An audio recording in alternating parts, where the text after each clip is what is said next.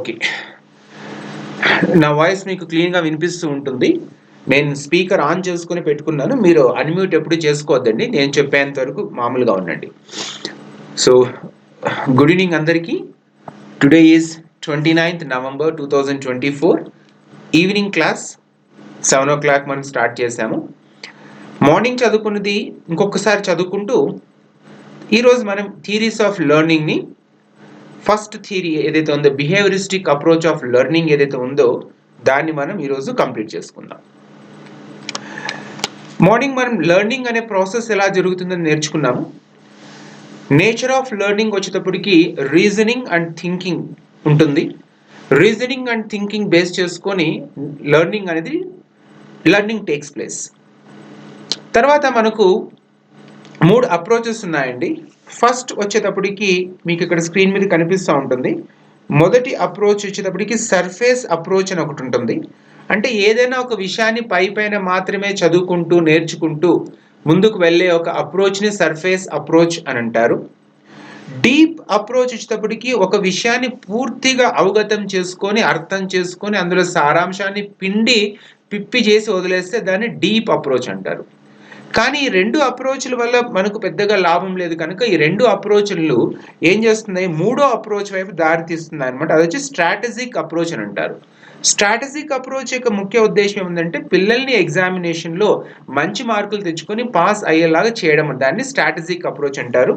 ఇందులో ఆల్రెడీ మనకు అంటే ప్రాపర్ ఎస్టాబ్లిష్డ్ లేదా క్యాలిక్యులేటెడ్ మనకు లెర్నింగ్ స్ట్రాటజీస్ తీసుకొని ముందుకెళ్తాము. తర్వాత మనం టైము తర్వాత ఎఫర్ట్స్ని ఎలా మేనేజ్ చేసుకోవాలి అంటూ ఎగ్జామినేషన్ పాయింట్ ఆఫ్ వ్యూలో మనం తీసుకెళ్తాం. So surface approach, deep approach, strategic approaches ఏం చేస్తాయంటే మనకు పిల్లల్లో కావచ్చు లేకపోతే మనలో కావచ్చు how to make children to learn లేదా how the learning takes place, అంటే లెర్నింగ్ అనే ప్రాసెస్ ఎలా జరుగుతుందని తెలుసుకోవడానికి ఈ surface approach, deep approach, strategic approaches మనకి ఏం చేస్తాయంటే ఒక 4 థియరీస్ని మనకు ముందుకు తీసుకొస్తాయన్నమాట. అంటే 20th సెంచరీలో ప్రపోజ్ చేసినటువంటి ఒక 4 థియరీస్ని మనము చదువుకుందాము. పొద్దున్న చదువుకున్నాం కనుక దాని గురించి ఎక్కువ ఎక్స్ప్లెయిన్ చేయను. ఫస్ట్ అప్రోచ్ వచ్చేటప్పటికి మనకు బిహేవియరిస్టిక్ అప్రోచ్ ఆఫ్ లెర్నింగ్ అని వస్తుంది అనమాట. Second approach cognitive approach of learning ఉంది. Third approach social learning approaches ఒకటి వస్తుంది. 4వది హ్యూమనిస్టిక్ అప్రోచ్ టు లెర్నింగ్ ఉంది. అంటే దేర్ ఆర్ ప్రైమరీలీ ముఖ్యంగా 4 అప్రోచెస్ ఉన్నాయి థియరీ ఆఫ్ లెర్నింగ్ని, అంటే ఎలా నేర్చుకుంటారు అనేది. దానికి బిహేవియరిస్టిక్ అప్రోచ్ ఒకటి ఉంది, దాన్ని బిహేవియరిజం అంటాము. కాగ్నిటివ్ అప్రోచ్ ఆఫ్ లెర్నింగ్ని కాగ్నిటిజం అంటాము. సోషల్ లెర్నింగ్ అప్రోచెస్ కలిసిపోయాయి కనుక దాన్ని పక్కన పెట్టేస్తే హ్యూమనిస్టిక్ అప్రోచ్ టు లెర్నింగ్ అని ఒకటి ఉంది. మరి కన్స్ట్రక్టివిజం దేని కిందకు వస్తుంది? సోషల్ లెర్నింగ్ అప్రోచ్ ఒకటి ఉంది, హ్యూమనిస్టిక్ అప్రోచ్ టు లెర్నింగ్ ఉంది. కానీ మీకు నేను పొద్దున్న చెప్పినప్పుడు 4 చెప్పినాను. ఒకటి వచ్చి బిహేవియరిజం చెప్పిన, రెండోది వచ్చేది కాగ్నిటిజం చెప్పిన, తర్వాత హ్యూమనిస్టిక్ చెప్పినానా లేకపోతే కన్స్ట్రక్టివిజం చెప్పినానా? ఏది చెప్పినాను మీకు 3 మార్నింగ్? కన్స్ట్రక్టివిజం చెప్పిన. అంటే మీకు నేను 3 థియరీస్ చూపించినాను. ఇంకొకటి లేటెస్ట్గా వస్తుందంటే మీకు చెప్పినాను, అది కనెక్టివిజం అనేది ఒక కొత్త థియరీ వస్తుంది. ఏమి కనెక్టివిజం అంటే ఇప్పుడు మనమంతా ఈ లెర్నింగ్లో ఉన్నాం కనుక ఈ లెర్నింగ్ అనేది ఎలా జరుగుతుంది అంటే నార్మల్ లెర్నింగ్కి ఈ లెర్నింగ్కి మధ్య ఉన్నటువంటి కనెక్షన్ని ఆ యొక్క 4th దాంట్లోకి తీసుకురావడం చేస్తుంది అనమాట. సో బేసిక్గా 20వ శతాబ్దంలో మనకు 4 థియరీస్ బయటకు వచ్చినాయి, స్కూల్స్ ఆఫ్ థాట్స్ బయటకు వచ్చినాయి, లేదా 4 అప్రోచెస్ బయటకు వచ్చినాయి. అందులో మొదటిది వచ్చేటప్పటికి బిహేవియరిస్టిక్ అప్రోచ్ ఆఫ్ లెర్నింగ్ ఒకటి, రెండోది వచ్చేటప్పటికి కాగ్నిటివ్ అప్రోచ్ ఆఫ్ లెర్నింగ్ ఒకటి, మూడోది సోషల్ లెర్నింగ్ అప్రోచెస్ ఒకటి, హ్యూమనిస్టిక్ అప్రోచ్ టు లెర్నింగ్ అని 4 ఉన్నాయన్నమాట. ఇందులో మనం ఈ రోజు క్లాస్లో మనం ఏం చేస్తామంటే బిహేవియరిజం గురించి నేర్చుకుందాము. అందులో ఉన్నటువంటి 4 ఎక్స్పెరిమెంట్స్ని మనము తెలుసుకుందాం. దీన్ని ఎక్కువ చేసి చెప్పాల్సిన అవసరం లేదు, ఎందుకంటే థియరీస్ని నేను జనరలైజ్ చేసి చెప్పడం వల్ల ఎటువంటి ప్రయోజనం ఉండదు కనుక ఎగ్జామినేషన్ పాయింట్ ఆఫ్ వ్యూలోనే మీకు ఎక్స్ప్లెయిన్ చేస్తాను. త్వరగా అయిపోతుంది, ఎందుకంటే నేను చాలా చదివి రాసుకున్నాం కనుక ఏదైతే ఎగ్జామినేషన్ పాయింట్ ఆఫ్ వ్యూలో చెప్తే మీకు అవసరం ఎంతవరకు ఉంటుందో అంతవరకు మాత్రమే చెప్తాను. జనరలైజ్గా చేసి చెప్పడం వల్ల పెద్ద ప్రయోజనం ఉండదు. సో బిహేవియరిజం అనేది ఏముందంటే they believe that the behaviourist school of psychologist వాళ్ళు ఏం నమ్ముతారంటే learning as a connection between stimulus and response.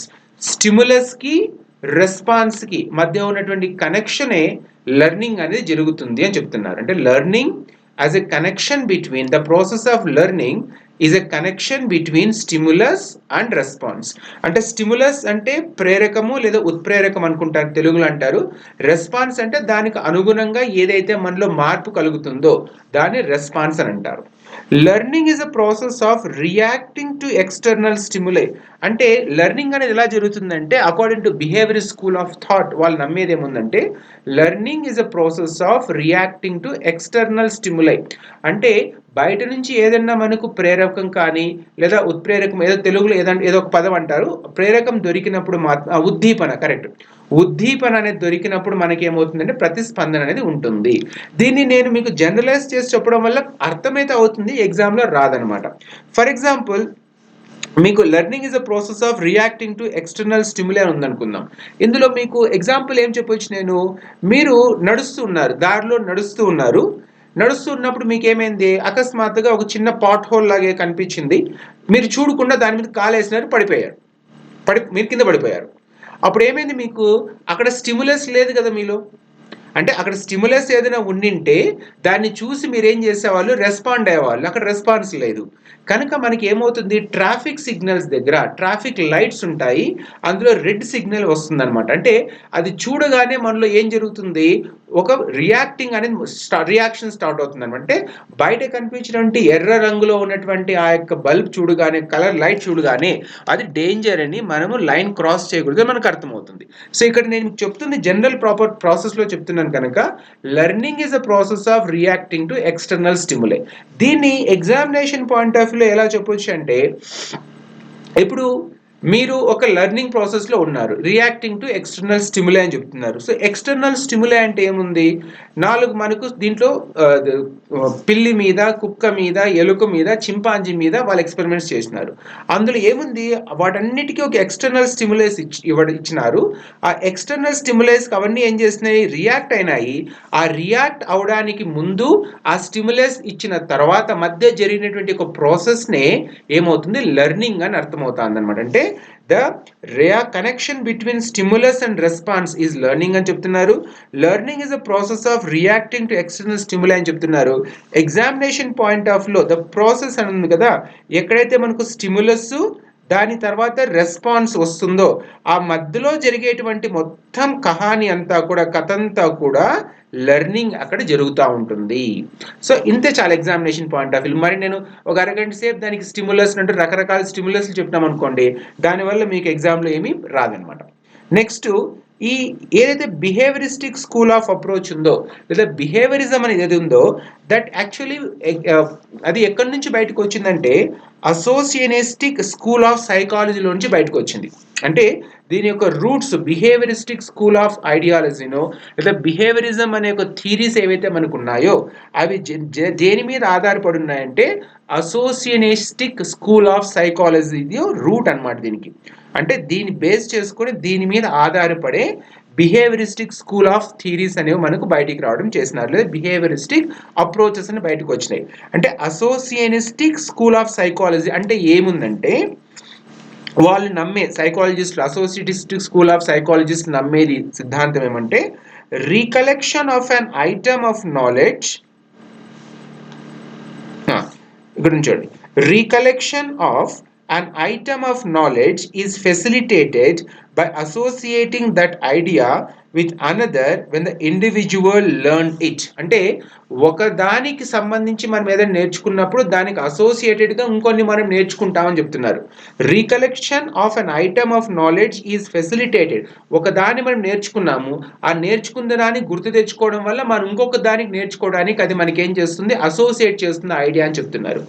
Recollection of an item of knowledge is facilitated by associating that idea with another when the individual learned it. ఒక దాన్ని నేర్చుకున్నారనుకోండి, దానివల్ల ఇంకొక దాన్ని నేర్చుకోవడానికి మనకు అది సహాయపడుతుంది.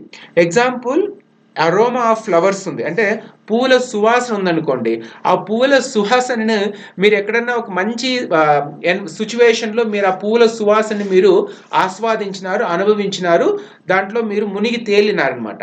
సో ఎప్పుడైతే తర్వాత మళ్ళీ ఎప్పుడన్నా ఫ్యూచర్లో మీరు అలాంటి సువాసన మళ్ళీ ఎప్పుడన్నా మీకు వచ్చిందనుకోండి, మీరు ఎక్కడికి వెళ్తారో అప్పుడున్నటువంటి గతంలో మీకున్నటువంటి అనుభవాల్ని గుర్తు తెచ్చుకొని ఒక రకమైనటువంటి దాని ఒక ఫీలింగ్ లోకి మీరు వెళ్ళిపోతారనమాట.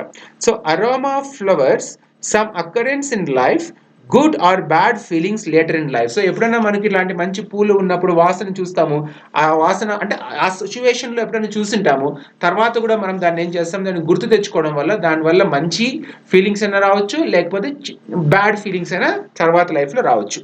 సో ఇది మీకు ఏదైతే బిహేవియరిజం ఉందో అది వచ్చి అసోసియేషనిస్టిక్ స్కూల్ ఆఫ్ సైకాలజీ మీద ఆధారపడి వచ్చిందనమాట. తర్వాత బిహేవియరిస్టిక్ స్కూల్ లేదా బిహేవియరిస్టిక్ అప్రోచ్ లేదా బిహేవియరిజం అనే థీరీకి ఏం క్యారెక్టరిస్టిక్స్ ఉన్నాయి? ఎందుకంటే 4 థీరీస్ ఏవైతే మనం చదువుకోబోతున్నామో ఆ 4 థీరీస్ కూడా క్యారెక్టరిస్టిక్స్ సిమిలర్గా ఉంటాయి, ఎక్స్పెరిమెంట్స్ డిఫరెంట్గా ఉన్నాయన్నమాట. సో ఏముంది దాంట్లో క్యారెక్టరిస్టిక్స్లో? First one, environment more important than heredity. So ఇంతకుముందే మనం కూడా ఒకసారి చదువుకున్నాము, దేంట్లో చదువుకున్నామో మీరే నాకు చెప్పాలి. ఎప్పుడైనా సరే ఒక మనిషిని యాటిట్యూడా, యాప్టిట్యూడా లేకపోతే ఇంట్రెస్ట్ క్రియేట్ అయ్యేటప్పుడు మనకి ఏం చదువుకున్నామంటే ఒక థీరీ ప్రకారము ఇది ఎన్వైర్న్మెంట్ వల్ల ప్రభావం ఉంటుంది కనుక మనుషుల యొక్క యాటిట్యూడ్ క్రియేట్ అవుతుందని ఒక థియరీ చెప్తే, నో అలా కాదు, అది హెరిడిటీ వల్ల అవుతుందంటే ఇంకోటి చెప్తుంది. సో దేంట్లో చదువుకున్నాము ఒకసారి గుర్తు తెచ్చుకొని నాకు త్వరగా టెక్స్ట్ చేయండి కింద. మనం చదువుకున్నాం ఇది ఎన్వైర్న్మెంట్ ఫ్యాక్టర్స్ ఉంటుంది అంటే ఒకదాని మీద, కాదు హెరిడిటీ ఉంటుందంటే ఒకదాని మీద చదువుకున్నాము. ఆ 2 పదాలు కూడా ఎంతో స్టార్ట్ అవుతాయి.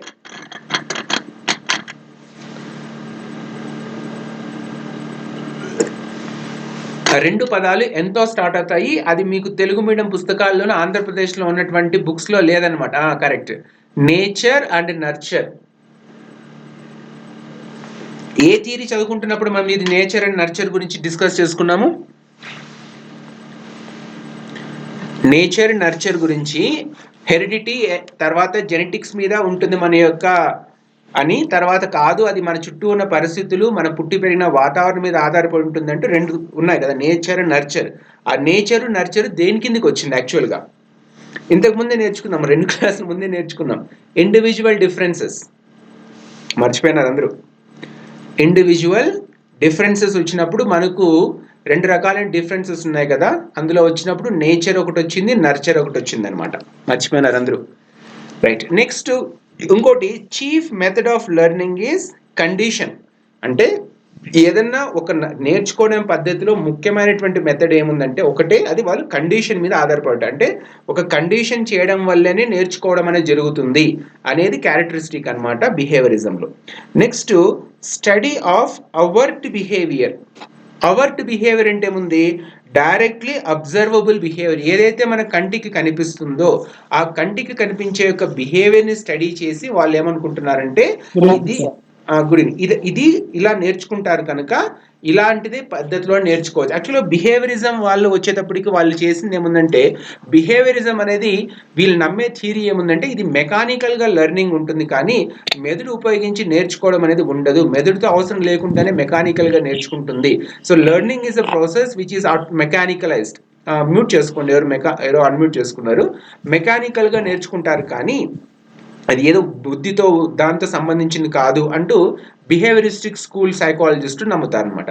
కనుక అవర్ట్ బిహేవియర్ నుంచి స్టడీ చేయడమే ఈ యొక్క మొత్తం ఏదైతే బిహేవియరిస్టిక్ థియరీస్ ఉన్నాయో అవన్నీ ఉంటాయి. అవర్ట్ బిహేవియర్ అంటే డైరెక్ట్లీ అబ్జర్వబుల్ బిహేవియర్ని అవర్ట్ బిహేవియర్ అని అంటాం. అంటే ఎవరైనా మనిషి ఎలా ప్రవర్తిస్తున్నాడు లేదా ఒక జంతువు ఎలా ప్రవర్తిస్తూ ఉందంటే చూసి దాన్ని బేస్ చేసుకొని వీళ్ళు స్టడీ బేస్ చేసుకొని దాన్ని బేస్ చేసుకుని ఒక థియరీని ముందుకు తీసుకొస్తే, కంక్లూజన్స్కి వస్తే అలాంటి స్టడీని ఏముంటుందంటే అవర్ట్ బిహేవియర్ స్టడీ అని అంటారు. ఇది ఒక క్యారెక్టరిస్టిక్స్ ఆఫ్ బిహేవియరిజం. నెక్స్ట్ వీళ్ళు నమ్మేది ఏముందంటే స్టిమ్యులస్ అండ్ రెస్పాన్స్ కనెక్షన్ నమ్ముతారు. అంటే బయట నుంచి ఉద్దీపం అనేది లేకపోతే, ఉద్దీపనం అనేది లేకపోతే మనిషి నేర్చుకునే అవసరం లేదు అని చెప్తారు. అంటే మనకు ఇంగ్లీష్లో ఒక సామెత కూడా ఉందనుకుంటా, necessity is the mother of invention అంటారు. అంటే అవసరం ఉంది కనుకే మనం కొత్త వాటన్నిటిని కూడా మనం సృష్టిస్తున్నాం అనమాట.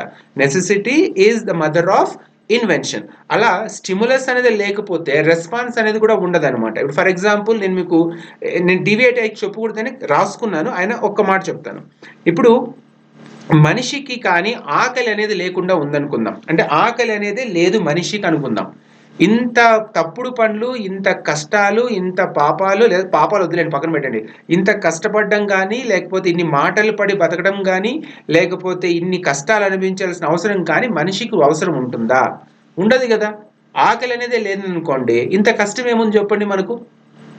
ఆకలి అనేది ఉండడం వల్లే ఆ ఆకలి ఆ జానుడు పొట్ట నింపుకోవడం కోసము ఎన్ని కష్టాలు పడతాము, నానా మాటలు పడతాము, ఎవరు ఏమన్నా తలదించుకొని వెళ్ళిపోతాము, ఎన్ని కష్టాలు వచ్చినా కూడా దిగుమింగుకొని కన్నీళ్ళు దిగుమింగుకొని ముందుకు వెళ్ళిపోతాం కదా. ఎందుకు? ఆకలి అనేది మనకు ఉంది కదా. సో ఆకలి ఉంది కనుకే మనం ఇంత కష్టపడి ఆకలి కడుపు నింపుకోవడం కోసం ఇన్ని కష్టాలు పడుతున్నామండి. అచ్చమైన తెలుగులో కోటి కోసమే కూటి విద్యలు. కాదు అంటే ఇంక నేనేం చెప్పలేనమాట. ఆకలి అనేది నింపుకోకుండా మనం దేనికోసం కష్టపడతాం చెప్పండి? కూటి కోసం కోటి విద్యలు. కనుక ఆకలి అనేది మనకు స్టిములస్. ఆకలి కడుపులో మండుతున్నప్పుడు నీతి నియమాలు, రూల్స్, రెగ్యులేషన్స్, మనిషి, పశువు ఇట్లాంటివన్నీ మర్చిపోతాం అనమాట. ఎందుకంటే కాలే కడుపుకి అన్నం కావాలి కానీ ఆధ్యాత్మికం అవసరం లేదంటారు. కనుక మనకు కూడా స్టిములస్ ఏముంది జీవితంలో అంటే ఆకలి అనేది మనకు స్టిములస్ అనమాట. దానికి రెస్పాండ్గా మనం ఏం చేస్తామంటే ఇంత కష్టపడతాము. తర్వాత మీరు బిర్యానీ తినొచ్చు, లేకపోతే చికెన్ తినొచ్చు, మటన్ తినొచ్చు, రొయ్యలు తినొచ్చు, ఏమైనా తినొచ్చు, అవి సెకండరీ దానికి. కానీ యాక్చువల్గా మనకు స్టిములస్ ఏముంది జీవితంలో ఇంత కష్టపడడానికి? ఆ జానుడు పొట్ట నింపుకోవడం. సో ఆకలి అనేది మనకు స్టిములస్. ఇది ఎగ్జామ్లో రాదు కనుక నెక్స్ట్ పాయింట్లోకి వెళ్ళిపోదాం మనం. సో ఇప్పుడు మీకు బిహేవియరిజం థీరీస్కి వచ్చేటప్పటికి మనకు 4 థీరీస్, ముఖ్యమైన థీరీస్ ఉన్నాయి. నేను మార్నింగ్ మీకు చెప్పినాను, కాకపోతే రాయలేకపోతున్నాను దాని మీద. నేను ఈసారి రాసుకున్నాను. ఏవైతే మనకు బిహేవియరిజం సంబంధించిన థీరీస్ ఉన్నాయో అందులో మనకు 4 థీరీస్ మనం నేర్చుకోవాలి. అందులో ఫస్ట్ వన్ వచ్చేటప్పటికి Thorndike trial and error theory ఒకటి ఉంది. అది వచ్చి దేని మీద ప్రయోగం చేసినారంటే పిల్లి మీద అతను ప్రయోగం చేసినాడు.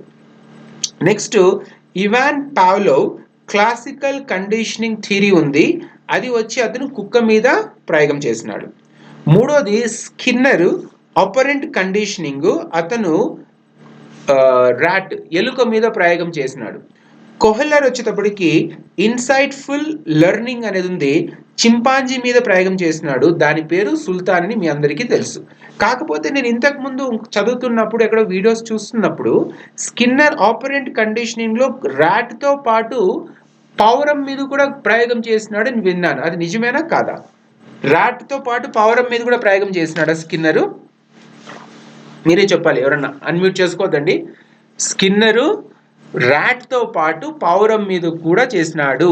సో ఎగ్జామ్లో గుర్తుపెట్టుకోండి, పైన ఎప్పుడైతే మనం సర్ఫేస్ లెర్నింగ్ ఉంటుందో ఆ సర్ఫేస్ లెర్నింగ్ కానీ చేసినాడు కదా, ప్రయోగం చేసినాడు కదా సారా గారు. నేను చెప్పే ఉద్దేశం ఏముందంటే ఎప్పుడైతే మనం సర్ఫేస్ లెర్నింగ్ చేస్తామో అంటే పైన మాత్రమే అప్రోచ్లో ఉంటుందనుకోండి, అప్పుడు మనకి ఏమనిపిస్తుంది, స్కిన్నరు ఎలుక మీద ప్రయోగం చేసినాడు అంటారు. కాకపోతే ఎగ్జామ్లో వచ్చినప్పుడు ర్యాట్ అండ్ పిజియన్ అని, ర్యాట్ అండ్ క్యాట్ అని, ర్యాట్ అండ్ డాగ్ అని, ర్యాట్ అండ్ చింపాంజీ ఇచ్చిన, లేదా ర్యాట్ అని ఇచ్చిన అనుకుందాం కన్ఫ్యూజ్ చేయడం కోసం. అప్పుడు ఏమవుతుంది నాకు అంటే ఎక్కువ చదువుకోకుండా పైన చదువుకొని పోయే వాళ్ళకి ఏమొస్తుంది, మా ఎలుక మీదే కదా పావురం మీద ఎందుకు చేసినాడని డౌట్ వస్తుంది. కనుక స్కిన్నర్ ఆపరెంట్ కండిషనింగ్ దాని ఎక్స్పెరిమెంట్ని he did both on rat as well as on pigeon. కాకపోతే పిజియన్ మీద ఫెయిల్ అయింది, ర్యాట్ మీద సక్సెస్ అయింది. నాలుగోది వచ్చేటప్పటికి కోలర్ ఇన్సైట్ఫుల్ లెర్నింగ్లో చింపాంజీ మీద ప్రయోగం చేసినప్పుడు అతను 2 ప్రయోగాలు చేసినాడా, ఒక ప్రయోగం చేసినాడా? Did he conduct 1 experiment or 2 experiments? Kohler 1 2 insightful లెర్నింగ్లో?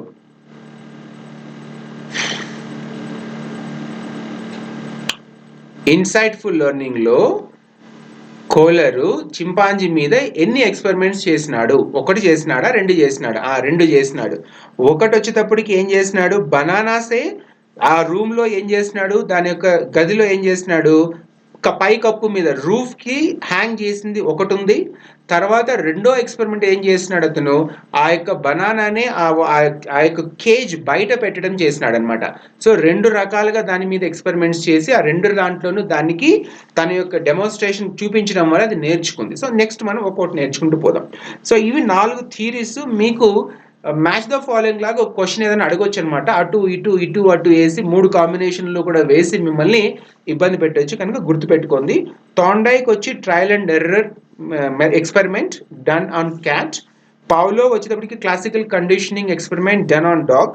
Skinner has done operant conditioning experiment on rat which is successful, but he did the same experiment on pigeon which was a failure. Colour వచ్చేటప్పటికి insightful learning అనేది chimpanzee మీద చేసినాడు. 2 రకాలైన experiments చేసినాడు. ఆ 2 రకాల ఎక్స్పెరిమెంట్స్లోనూ అది success అయింది, దాంతో నేర్చుకుంది.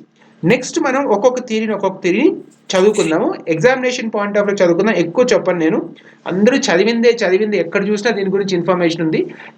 ఎవరికి తెలియని ఇన్ఫర్మేషన్ ఏదైనా నాకు తెలిసింటే దాన్ని చెప్తాను, లేకపోతే అనవసరంగా ఊరికి టైం వేస్ట్ చేయకూడదు. నెక్స్ట్ ఏముంది, ట్రయల్ అండ్ ఎర్రర్ థియరీని థియరీ ఆఫ్ కనెక్షనిజం అని కూడా అంటారు.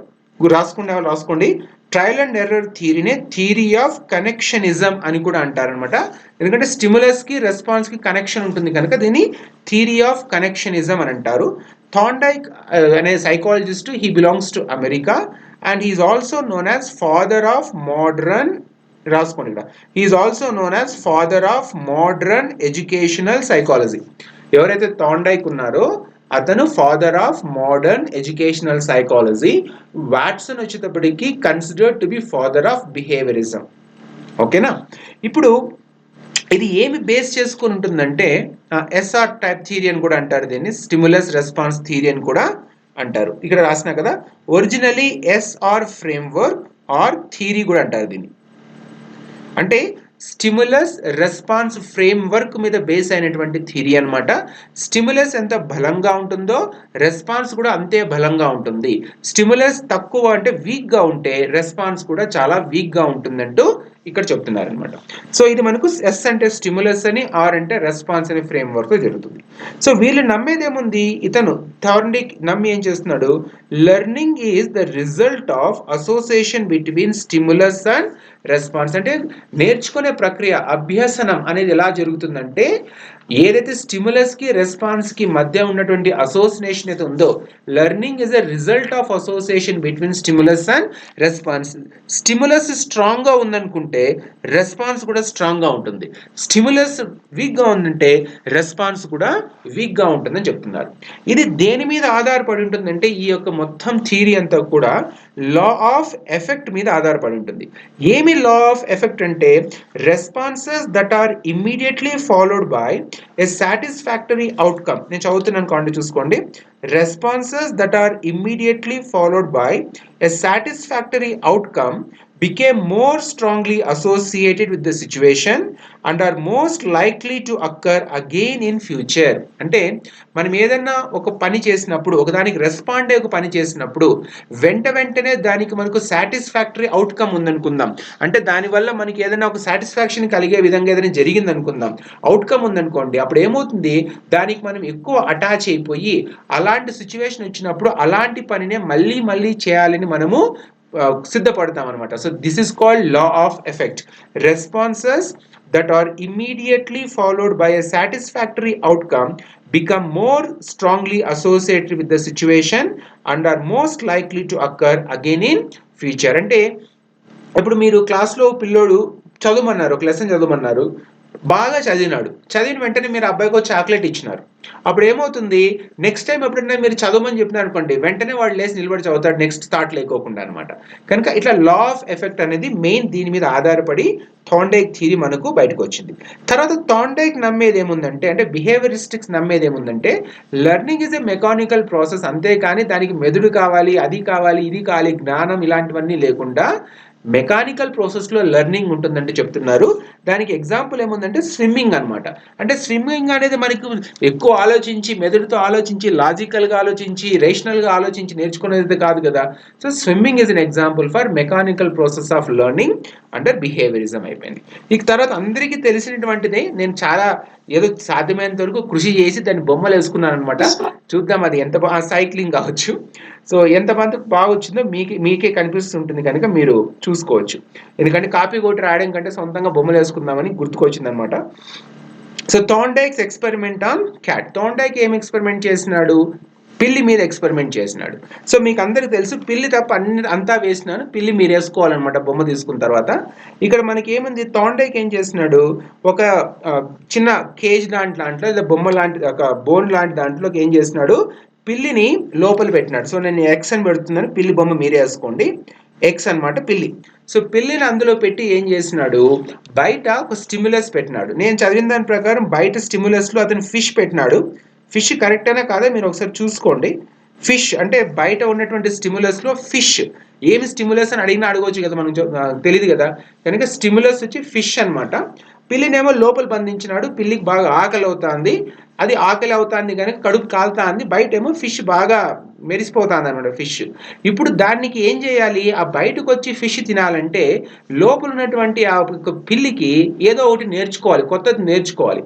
కనుక అది ఏం చేసింది, బోన్లో అటు ఇటు ఇటు అటు తిరిగిందనమాట. ఆ బోన్కి ఏమో ఒక ట్రాప్ డోర్ ఉంది. ఆ trap door is attached with string and that string is connected to Lever. So అది కానీ లీవర్ని టచ్ అయితే డోర్ ఓపెన్ అవుతుంది, కానీ టచ్ అయితే డోర్ ఓపెన్ అవుతుందనే విషయము పిల్లికి మొదట్లో అర్థం కాదనమాట. అటు ఇటు తిరుగుతుంది, బోన్లోంచి బయటికి రావడానికి కష్టపడుతుంది, ఏమేమో చేస్తూ ఉంది, కానీ అది బయటికి రాలేకపోతుంది. అనుకోకుండా సడన్గా ఒకసారి ఏమైంది, అది పోయి ఆ లివర్ని కాలుతో తొక్కింది. తొక్కగానే డోర్ ఓపెన్ అయింది. డోర్ ఓపెన్ అయ్యగానే బయటకు వచ్చేసి ఫిష్ని గబాగబా తినేసింది, కడుపు నింపుకుంది. కానీ మన థార్న్డైక్ ఏం చేసినాడు, వీడు మళ్ళీ తీసుకొని పిల్లిని లోపలికి వేసినాడు, మళ్ళీ ఇంకొక ఫిష్ పెట్టినాడు. పిల్లికి మళ్ళీ తినాలనిపించింది, కాసేపు అటు ఇటు తిరిగింది, మళ్ళీ దానికి ఇక్కడ అర్థమైందేమో దానికి, మళ్ళీ వచ్చి లివర్ తొక్కింది. లివర్ తొక్కగానే డోర్ ఓపెన్ అయింది, బయటికి పరిగెత్తుకొచ్చింది, ఇంకో ఫిష్ తినేసింది. మనోడు థార్న్డైక్ మళ్ళీ తీసుకొని దాన్ని లోపల పెట్టి మళ్ళీ బయట ఫిష్ పెడితే ఈసారి అటు ఇటు తిరగలేదు, డైరెక్ట్గా లివర్ని ప్రెస్ చేసి బయటకు వచ్చి ఫిష్ తినేసింది. అంటే ఫస్ట్ టైం చేసినప్పుడు ఏమైంది, ఇట్ ట్రైస్ టు అంటే నేర్చుకోవడానికి, అర్థం చేసుకోవడానికి, ఏమి చేస్తే బోన్లో నుంచి నేను బయటికి రావచ్చు అని అర్థం చేసుకునే ప్రాసెస్ చాలా స్లోగా జరిగింది, కానీ జరిగింది. అది అటు తిరిగి ఇటు తిరిగి ఎటెటో చేసి మొత్తానికి ఆ యొక్క లివర్ని ప్రెస్ చేసింది. యాక్సిడెంటల్గానే చేసిండొచ్చు, తెలియకుండానే చేసిండొచ్చు. ట్రయల్ అండ్ ఎర్రర్ మెథడ్లో దాన్ని నొక్కి దీన్ని తన్ని దీన్ని కొరికి దాన్ని పీకిన తర్వాత లివర్ని ఒకసారి నొక్కింది కనుక అప్పుడు ఏమైంది, డోర్ ఓపెనే బయటకు వచ్చింది. రెండోసారి మన థార్న్డైక్ ఎప్పుడైతే మళ్ళీ దాన్ని లోపల పెట్టినాడో అది కాసేపు అటు ఇటు తిరిగింది. ఏం చేస్తే ఫస్ట్ టైం నేను బయటికి పోయినానో దాన్ని గుర్తు తెచ్చుకోవడం ట్రై చేసింది. ఒకసారి దానికి ప్రీవియస్ నాలెడ్జ్ అర్థమైంది, నేను లివర్ తొక్కడం వల్ల డోర్ తెచ్చుకుంది అనుకుంది, వెంటనే వచ్చేసి దాన్ని లివర్ తొక్కింది, మళ్ళీ బయటకు వచ్చింది.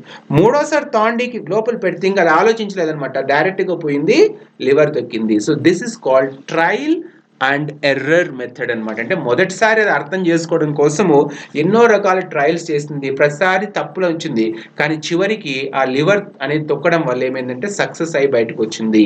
సో ఇక్కడ ఏముంది, ఈ యొక్క మొత్తం థార్న్డైక్ యొక్క థియరీలో మనకి ఏం తెలుస్తుందంటే ట్రయల్ అండ్ ఎర్రర్ మెథడ్ ద్వారా పిల్లలు చాలా విషయాలు నేర్చుకుంటారు.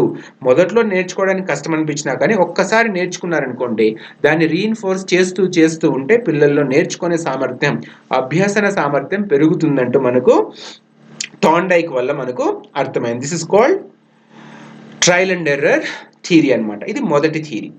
తర్వాత మనకు క్లాసికల్ కండిషనింగ్ థియరీ వస్తుంది, పావ్లో. మీరు చూస్తూ ఉండండి, రాసుకునే వాళ్ళు రాసుకుంటాను, ఒక్కొక్క నీళ్ళు తాతాను, తడారిపోతుంది కొంచెం ఇక్కడ.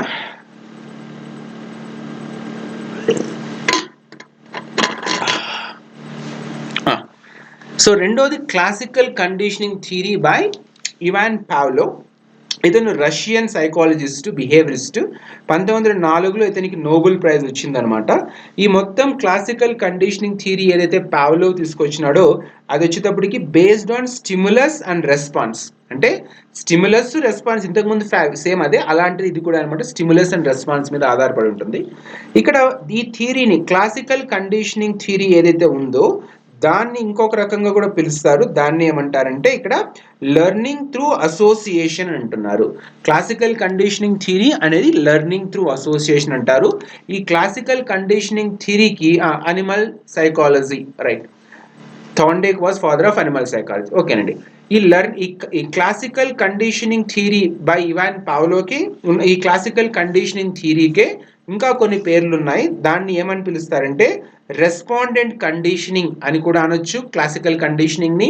తర్వాత కండిషనల్ రిఫ్లెక్స్ అని కూడా అనొచ్చు, కండిషనల్ రెస్పాన్స్ అని కూడా అనొచ్చు, పావ్లోనియన్ కండిషనింగ్ అని కూడా అనొచ్చు. అంటే ఏదైనా ఒక జంతువుని కావచ్చు లేదా ఒక మనిషిని కావచ్చు కండిషనింగ్ చేస్తే, అంటే స్టిమ్యులస్ రెస్పాన్స్ బేస్ చేసుకొని ఒక మనిషిని కండిషన్ కానీ చేయగలిగితే ఆ మనిషిలో మనం అభ్యసనం అనేది, దాన్ని తెలుగులో ఏమంటారు, అభ్యసనం అనేది అలవడుతుంది, అంటే నేర్చుకోవడం అనేది మొదలవుతుంది అని చెప్తున్నారు. కండిషనింగ్ ని తెలుగులో ఏమంటారు నాకైతే పదం రావడం లేదు. ఎవరైనా మీరు టెక్స్ట్ మెసేజ్ పంపించండి, కొంచెం చెప్పేకి నాకు ఈజీగా అవుతుంది. సో క్లాసికల్ కండిషనింగ్ కే మిగతా పేర్లు రెస్పాండెంట్ కండిషనింగ్ అని, కండిషనల్ రిఫ్లెక్స్ అని, కండిషనల్ రెస్పాన్స్ అని, పావ్లోనియన్ కండిషన్, నిబంధన. ఓకేనండి. సో నిబంధన, కండిషన్ అంటే నిబంధన అనుకుంటా, రైట్. తర్వాత నేను కూడా దీన్ని ట్రై చేసినానండి, బొమ్మ గీయడానికి ఏదో నేర్చుకొని కొంతవరకు రాసిన, నవ్వొద్దండి. సో పావ్లోనియన్ ఎక్స్పెరిమెంట్ ఆఫ్ డాగ్ లో కుక్క తప్ప అన్ని వేసినాను, కుక్క మీరు వేసుకోవాలి. ఎందుకంటే మీరు థియరీ నేర్చుకోండి, మీరు ఏదో చెప్తున్నాను కనుక నేను చెప్తున్నాను అనమాట. కుక్క మాత్రం వదిలేసి అన్ని బొమ్మలు వేసినాను మీకు. సో ఈ పావ్లోనియన్ ఎక్స్పెరిమెంట్ ఆఫ్ డాగ్ లో ఏం చేశాడు అతను, పావ్లో ఏం చేశాడు, ఆ కుక్కని ఒక కేజ్ లాంటి దాంట్లో పెట్టేసి ఆ కేజ్ కి ఏముందంటే ఒకవైపు వన్ వే గ్లాస్ ఫిక్స్ చేసినారు. ఆ వన్ వే గ్లాస్ ముందర ఫుడ్ పెట్టడం, అంటే ఫుడ్ దాని స్టిమ్యులస్ లేదా ఫుడ్ అందాం, ఫుడ్ పెట్టారనమాట. తర్వాత ఆ యొక్క కుక్క నోటికి ఏం చేసినాడు, ఒక ట్యూబ్, సెలైవరీ, దాన్ని ఏమంటారు, వచ్చే సెలైవ తెలుగులో ఏమంటారు ఏమో రావడం లేదు నాకు. సో అదొక ట్యూబ్ అనమాట. లాలాజలం. ఓకే, రైట్, థ్యాంక్ యూ అండి. Take from salivary glands. ఒక ట్యూబ్ ని కనెక్ట్ చేసినాడు ఆ కుక్క నోటికి.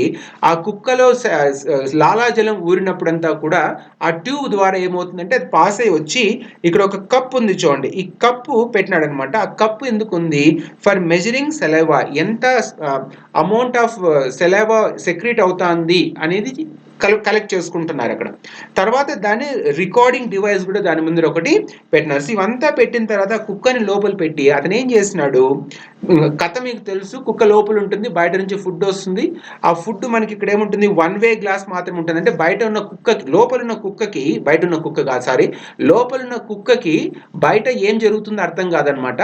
కనుక ఫుడ్ ఉంటుంది ప్లస్ వన్ వే గ్లాస్ లో ఉంటుంది, కనుక కుక్కకి, లోపల ఉన్న కుక్కకి బయట ఏం వస్తా ఉంది అనేది కనిపిస్తుంది అనుకుంటా. బయట ఉన్న వాళ్ళకి కనిపిస్తుంది, లోపల వాళ్ళకి కనిపిస్తుంది. చెప్పండి, కుక్కకి బయట ఉన్న ఫుడ్ కనిపిస్తా ఉందా లేదా? నేను కన్ఫ్యూజ్ చేస్తున్నా, అదే పనిగా అడుగుతున్నాను, చెప్పండి, ఆన్సర్ చెప్పండి. మీకు కింద టెక్స్ట్ పెట్టండి. Whether the dog can see the food which was kept, అంటే కుక్కకి బయట ఉన్న ఫుడ్ కనిపిస్తా ఉంది, వన్ వే గ్లాస్ లో కనిపిస్తా ఉంది అనమాట. So the dog can see food or it is visible for the dog. So కుక్కకి అయితే ఫుడ్ కనిపిస్తుంది, కరెక్ట్. Okay, right.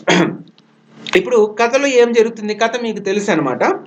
సో కథలో కుక్క ఉంటుంది, ఆ కుక్క ఏం చేస్తుంది, బయట వచ్చిన ఫుడ్ని ఏం చేస్తుంది, తినాలని ఆశతో ఉంటుంది, ఆకలితో ఉంటుంది అనమాట. ఇక్కడ మనకు స్టేజెస్ ఏముంటాయి ఒకసారి చూద్దాము. ఇక్కడ మనకు స్టిమ్యులస్ వచ్చేటప్పటికి ఫుడ్, రెస్పాన్స్ వచ్చేటప్పటికి సెలవేట్ కావాలి. సో ఈ స్టిమ్యులస్ లో కూడా మళ్ళీ మనకి ఏమున్నాయంటే రెండు రకాలైనటువంటి స్టిమ్యులస్ ఉన్నాయి.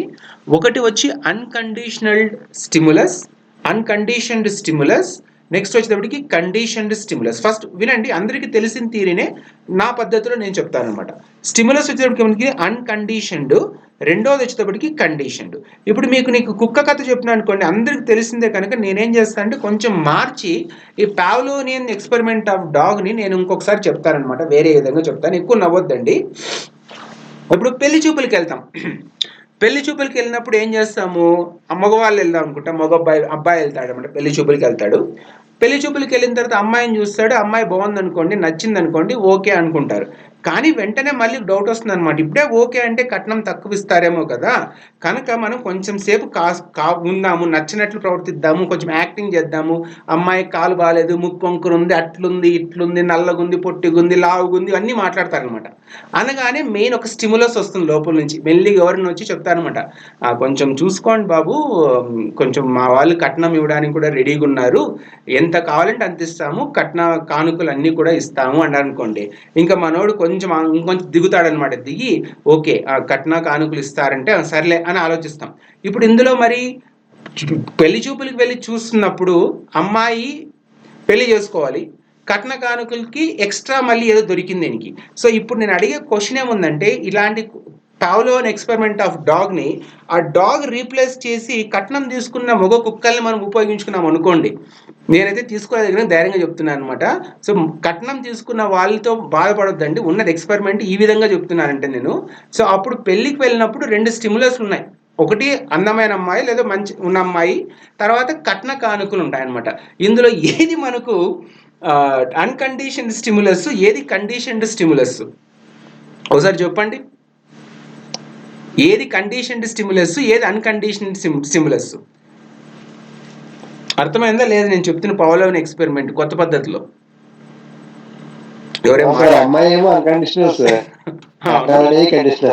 రైట్. సో అమ్మాయి ఏమో అన్కండిషనల్, కట్నం ఏమో కండిషన్డ్ స్టిములస్ అనమాట. రైట్. సో ఆ 2 స్టిములస్లు దొరకడం వల్ల ఏమైందంటే పెళ్లి చేసుకున్నారు అనమాట వీడు. రైట్. సో ఇప్పుడు కమింగ్ బ్యాక్ టు ద కుక్క స్టోరీ, ఇక్కడ మనకు అన్కండిషన్డ్ స్టిములస్ వచ్చేటప్పటికి న్యాచురల్ స్టిములస్, అది కండిషన్ స్టిములస్కి వచ్చేటప్పటికి న్యూట్రల్ స్టిములస్ వస్తుంది. ఈ కథలో, కుక్క కథలో మనకు అన్కండిషనల్డ్ స్టిములస్ విచ్ ఈజ్ న్యాచురల్, అది వచ్చి మనకు ఫుడ్ అనమాట. దానివల్ల సెలివేట్ అనేది కుక్కలో జరుగుతుంది. కండిషన్ స్టిములస్కి వచ్చేటప్పటికి న్యూట్రల్ స్టిములస్, అది వచ్చి బెల్, ఆ బెల్ వినగానే కూడా సెలివేట్ అవుతుంది. అంటే కుక్కలో ఏమవుతుంది, ఫుడ్ చూసినప్పుడు మొదటిసారి దానికి ఫుడ్ కనిపించింది అనుకోండి, ఫుడ్ టైం కింద వచ్చింది అనుకోండి, దానికి ఏమి లాలాజలం ఊరడం అనేది మొదలవుతుంది కథలు. కాకపోతే తర్వాత ఎప్పుడైతే వాళ్ళు బెల్ కొడుతూ ఫుడ్ ఇస్తారో ఆ కుక్కకి ఏమర్థమవుతుంది, బెల్ కొడితేనే నాకు ఫుడ్ వస్తుంది అని అర్థమవుతుంది అనమాట. కనుక food is a unconditioned stimulus and bell is the conditioned stimulus. So మీకు కథ ఇంకొకసారి చెప్పాలంటే, పెళ్లి చేసుకు వెళ్ళినప్పుడు అబ్బాయి వెళ్తే ఏముంది, అమ్మాయి అందంగా ఉందనుకోండి, అది అన్కండిషనల్ స్టిములస్ అవుతుంది. ఆ అమ్మాయితో పాటు కట్న కానుకలు కూడా ఇస్తున్నారు అనుకోండి, అది కండిషన్ స్టిములస్ అవుతుంది. అలా కాకుండా అమ్మాయి తరఫున వాళ్ళు అబ్బాయిని చూడడానికి వెళ్ళినారనుకోండి, అబ్బాయి బాగా ఒడ్డు పొడుగు అందంగా ఉందాగా ఉన్నాడు అనుకోండి, అది అన్కండిషన్ స్టిములస్ అవుతుంది. పైగా మన దగ్గర ఒక బెంచ్ కారో లేకపోతే ఒక 4 అంతస్తులు అద్దాల మేడ ఉందనుకోండి, అదొక కండిషన్ స్టిములస్ అవుతుంది అనమాట అమ్మాయికి పెళ్లి చేసుకోవడానికి. ఈ రోజుల్లో అమ్మాయిలైనా అబ్బాయిలైనా కూడా ఎవరు కూడా అంత అమాయకులు అయితే కారనమాట. మీలాంటి వాళ్ళు మాత్రం కొంచెం, అంటే నా వయసు 45 ఆ వయసులో ఉన్న వాళ్ళు మాత్రం, అమ్మాయిలైనా అబ్బాయిలైనా కూడా కొంత అమాయకంగానే పెళ్లిళ్ళు అయితే చేసుకున్నారనమాట. మీరు ఈ రోజుల్లో అంత అమాయకంగా ఎవరు ఉండరు. కనుక వాళ్ళకి అన్కండిషన్డ్ స్టిములస్, కండిషన్డ్ స్టిములస్తో పాటు ఫోకస్డ్ స్టిములస్ ఉంటుందన్నమాట. వాళ్ళకి మూడో స్టిములస్, పావ్లోవ్ మర్చిపోయిన స్టిములస్ ఉందన్నమాట, ఫోకస్డ్ స్టిములస్. ఇన్ని కోట్లు ఇంత ఉంటేనే పెళ్లి చేసుకుంటా అని అమ్మాయి ఫిక్స్ అవుతుంది, ఇంత సంపాదించి అమ్మాయి ఉంటేనే పెళ్లి చేసుకుంటా అని వీడు ఫిక్స్ అవుతాడు. కనుక అన్కండిషన్ స్టిములస్లు అయిపోయినాయి అనమాట. ఏముంది, కండిషన్ స్టిములస్లే మన పెళ్ళిళ్ళకి, ఇప్పుడున్న పెళ్ళిళ్ళకి ముఖ్యమైనటువంటి ఉద్దీపనం. అందరికీ అంతేలేండి, అందరికీ. కనుక పావ్లోవ్ ఎక్స్పెరిమెంట్ ఏదో కొంచెం కొత్తగా చెప్దామని ట్రై చేస్తున్నాను అనమాట. సో వాళ్ళకున్న స్టిములస్లు అన్కండిషన్డ్, కండిషన్ స్టిములస్. మనం పెళ్లి దీనికి వచ్చినాం అనుకోండి, ఇందులో మనకు కొంతవరకు సహజంగా ఉంటుందని చెప్పిన. లేకపోతే కుక్క ఎందుకు జల్లు గారుస్తుందో, లాలాజలం ఎందుకు వస్తుందో అంటే అందరికీ తెలిసిందే కదా. Right. So let us come to conditionings. 3 కండిషనింగ్స్లో మనకి ఈ యొక్క కుక్క కథ జరుగుతుందండి. ఒకటి ఫస్ట్ వచ్చేటప్పటికి ఏముంది ఇక్కడ మనకు, బిఫోర్ కండిషనింగ్. అంటే అసలు దానికి కండిషనింగ్ అనేది చేయనప్పుడు, ఓకే ఓకే, బిఫోర్ కండిషనింగ్ వచ్చేటప్పుడు ఏదో సరదాగా కొంచెం కనెక్ట్ అయ్యి చెప్దామని మీకు ఆ కుక్క కథని పక్కన పెట్టేసి ఈ కథ చెప్తున్నాను. దాని నుంచి బయటకు వచ్చేద్దాము. Jokes apart. Before conditioning, during conditioning, after conditioning అంటూ 3 స్టేజెస్లో మనకి పావ్లోవ్ ఎక్స్పెరిమెంట్ ఉంటుంది. బిఫోర్ కండిషనింగ్లో ఏమవుతుంది, ఎప్పుడైతే మనం అన్కండిషనల్ స్టిములస్ ఫుడ్ దానికి ఇస్తామో అన్కండిషనల్ రెస్పాన్స్ దాంట్లో సెలవేట్ అవుతుంది. అంటే కుక్క దగ్గరికి తీసుకెళ్లి ఫుడ్ పెట్టగానే ఏమవుతుంది, కుక్క ఆ యొక్క ఫుడ్ని చూడగానే అది లాలాజలం అంటే సెలవేట్ కావడం చేయడం మొదలు పెడుతుంది. అంటే బిఫోర్ కండిషనింగ్లో మనకి అన్కండిషనల్ స్టిమ్యులస్ వచ్చి ఫుడ్, అన్కండిషనల్ రెస్పాన్స్ వచ్చి సెలవేట్. తర్వాత వాళ్ళు ఏం చేస్తారు, దానికి అన్కండిషనల్ స్టిమ్యులేషన్ పక్కన పెట్టేసి న్యూట్రల్ స్టిమ్యులేషన్ తీసుకొస్తాడు. ఏం చేస్తాడు, ఫుడ్ పెట్టేక ముందు బెల్ కొడతాడు, కానీ అదేమవుతుంది, నో రెస్పాన్స్ అనమాట. అంటే ఫుడ్ పెట్టడానికంటే ముందు బెల్ కొట్టడం వల్ల దానికి ఎటువంటి ప్రతిస్పందన ఉండదు. ఎందుకంటే దానికి ఫుడ్ పెట్టక ముందు బెల్ కొడతారని విషయం దానికి తెలియదు కనుక ఫస్ట్ స్టేజ్లో బిఫోర్ కండిషనింగ్ అనేది ఫస్ట్ స్టేజ్లో ఏం జరుగుతుంది, అన్కండిషనల్ స్టిమ్యులస్ ఫుడ్ ఉంటుంది, అన్కండిషనల్ రెస్పాన్స్ సెలవేట్ అవుతుంది. కానీ కండిషనింగ్ ఇంకా అది కాలేదు కనుక దాని ముందర బెల్ కొట్టినారనుకోండి, దానికి ఏమాత్రం కూడా రెస్పాన్స్ ఉండదన్నమాట. So these are the things happens before conditioning కాక ముందు ఇది జరుగుతుంది. డ్యూరింగ్ కండిషనింగ్ ఏం చేసినాడు, పావ్లోవ్ ఏం చేసినాడు, ప్రతిసారి ఫుడ్ పెట్టిన తర్వాత బెల్ కొట్టడం చేసినాడు. అంటే ఫుడ్ ప్లస్ బెల్ రెండు జరిగినాయి అనమాట. అంటే బెల్ కొట్టినాడు, ఫుడ్ పెట్టినాడు, ఫుడ్ ఇచ్చినాడు, బెల్ కొట్టినాడు. సో కుక్కకి ఏమర్థమవుతుంది, ఫుడ్ చూడగానే సెలవేట్ అవడంతో పాటు బెల్ కొడుతున్నప్పుడు కూడా దానికి అర్థమవుతుంది అనమాట, నాకు ఫుడ్ వస్తుంది అని. సో ఫుడ్ అనేది అన్కండిషన్డ్ స్టిమ్యులస్ అయితే బెల్ అనేది కండిషన్డ్ స్టిమ్యులస్ వచ్చినప్పుడు దానికి కుక్క రెస్పాన్స్ ఏముందంటే అన్కండిషన్డ్ రెస్పాన్స్లోకి వస్తుంది, సెలివేషన్ స్టార్ట్ అవుతుంది. అంటే బిఫోర్ కండిషనింగ్లో అది కేవలం ఫుడ్ని చూసి మాత్రమే రెస్పాండ్ అయ్యేది, సెలవేట్ చేసేది. కానీ డ్యూరింగ్ కండిషనింగ్లో దానికి ఫుడ్తో పాటు బెల్ కొడుతూ పెడుతున్న వల్ల ఏమవుతుంది, దట్ స్టార్ట్స్ సెలివేటింగ్. అంటే కుక్కకు అర్థమవుతుంది బెల్ కొడితే నాకు ఫుడ్ ఇస్తారని. సో ఫుడ్ అనేది అన్కండిషన్డ్ స్టిమ్యులస్, బెల్ అనేది కండిషన్డ్ స్టిమ్యులస్. ఈ యొక్క అన్కండిషనల్ రెస్పాన్స్ కూడా వస్తుంది, సెలివేట్ కావడం మొదలుపెట్టింది డ్యూరింగ్ కండిషన్. సో ఒక కుక్కని మెదడుని ఏం చేసినాడు, ఇతను కండిషనింగ్ చేసినాడు పావులో. ఆఫ్టర్ కండిషనింగ్ అయిపోయిన తర్వాత ఏమవుతుంది, కుక్కకి ఫుడ్ పెట్టకపోయినా కూడా కేవలం బెల్ కొట్టగానే సెలివేషన్ అవుతుంది అనమాట. అంటే ఫుడ్ ఉన్నా లేకపోయినా కూడా అది బెల్ సౌండ్ వినగానే కండిషన్డ్ స్టిమ్యులస్ అయితే రాగానే కండిషనల్ రెస్పాన్స్ అని వస్తుంది. సో కండిషనల్ స్టిమ్యులస్ ఏదైతే బెల్ ఉందో it leads to conditional response elevation. అంటే ఒక కుక్క కావచ్చు, ఒక మనిషి కావచ్చు, లేదంటే ఏదైనా ఒక జంతువు కావచ్చు అనమాట, దానిని కండిషనింగ్ కానీ చేయగలిగితే ఏమవుతుందంటే అది ఎలా కావాలంటే మనం దాన్ని అలా మార్చగలము. సో ఇక్కడ మనకు ఈ థియరీ దీంట్లో ఉన్నటువంటి ఫ్యాక్టర్స్ ఒకసారి చెప్తాను, గుర్తుపెట్టుకోండి. బిఫోర్ కండిషనింగ్ వచ్చేటప్పటికి మనకు రెండు కండిషన్స్ ఉన్నాయి, ఇక్కడ స్టిమ్యులస్లు ఉన్నాయి. అన్కండిషన్డ్ స్టిమ్యులస్ వచ్చేటప్పటికి అది న్యాచురల్ స్టిమ్యులస్ అంటారు, అది ఇక్కడ ఫుడ్ అనమాట. ఫుడ్ చూడగానే అది సెలివేట్ చేయడం మొదలుపెట్టింది. కండిషన్ స్టిమ్యులస్ అనేది న్యూట్రల్ స్టిమ్యులస్, అది బెల్ అనమాట. బెల్ కొట్టిన వినగానే అది కూడా సెలివేట్ చేయడం మొదలుపెట్టింది. ఇందులో మొత్తం 3 స్టేజెస్ ఉంటాయి. బిఫోర్ కండిషనింగ్లో అన్కండిషనల్ స్టిమ్యులస్ ఫుడ్ చూడగానే అన్కండిషనల్ రెస్పాన్స్ సెలివేట్ చేయడం మొదలుపెట్టింది.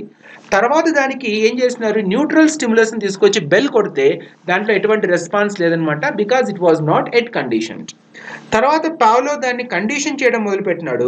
ఎలా చేసినాడు, ఫుడ్ ప్లస్ బెల్, అంటే ఫుడ్ ఇస్తున్నాడు బెల్ కొడుతున్నాడు, ఫుడ్ ఇస్తున్నాడు బెల్ కొడుతున్నాడు అనుకోండి.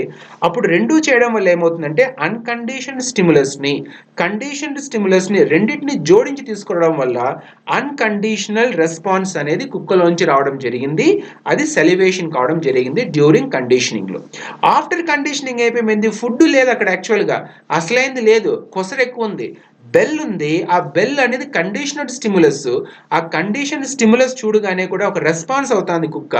ఆ యొక్క రెస్పాన్స్ వచ్చి సెలివేషన్, కానీ ఆ యొక్క రెస్పాన్స్ ఏమంటామంటే కండిషనల్ రెస్పాన్స్ అంటాము.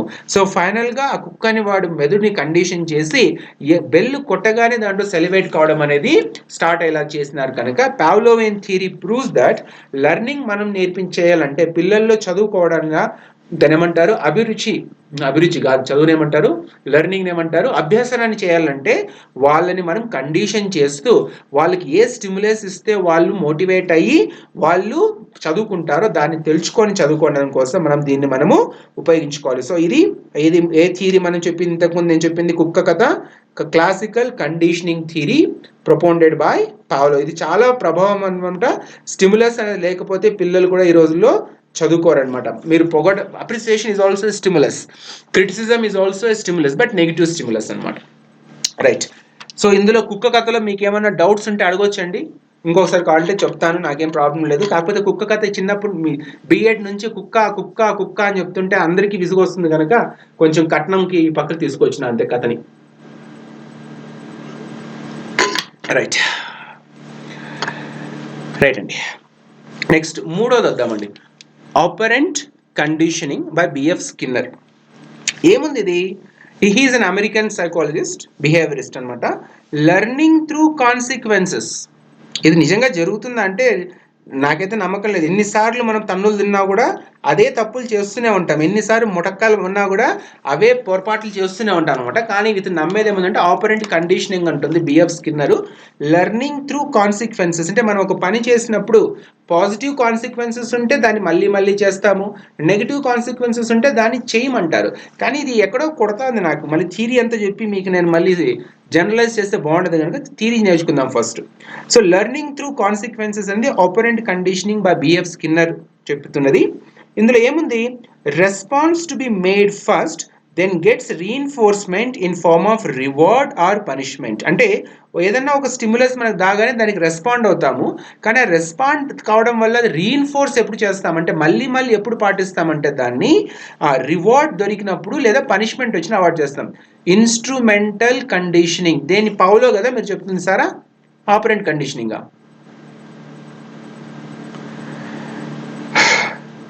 సారా ఆపరెంట్ కండిషనింగ్ ని ఇన్స్ట్రుమెంటల్ కండిషనింగ్. ఒక్క నిమిషం అండి రాస్తాను. ఆపరెంట్ కండిషనింగ్ ఇంకొకటి ఏమనొచ్చు, ఇన్స్ట్రుమెంటల్ కండిషనింగ్. దీన్నే ఇంకోటి R type theory, also called as R type theory, అంటే రెస్పాన్స్ టైప్ థియరీ అని మాత్రం అంటున్నారు. సరే, ఇందులో ఏముంది? అసలు కథ ఏముంది ఇందులో?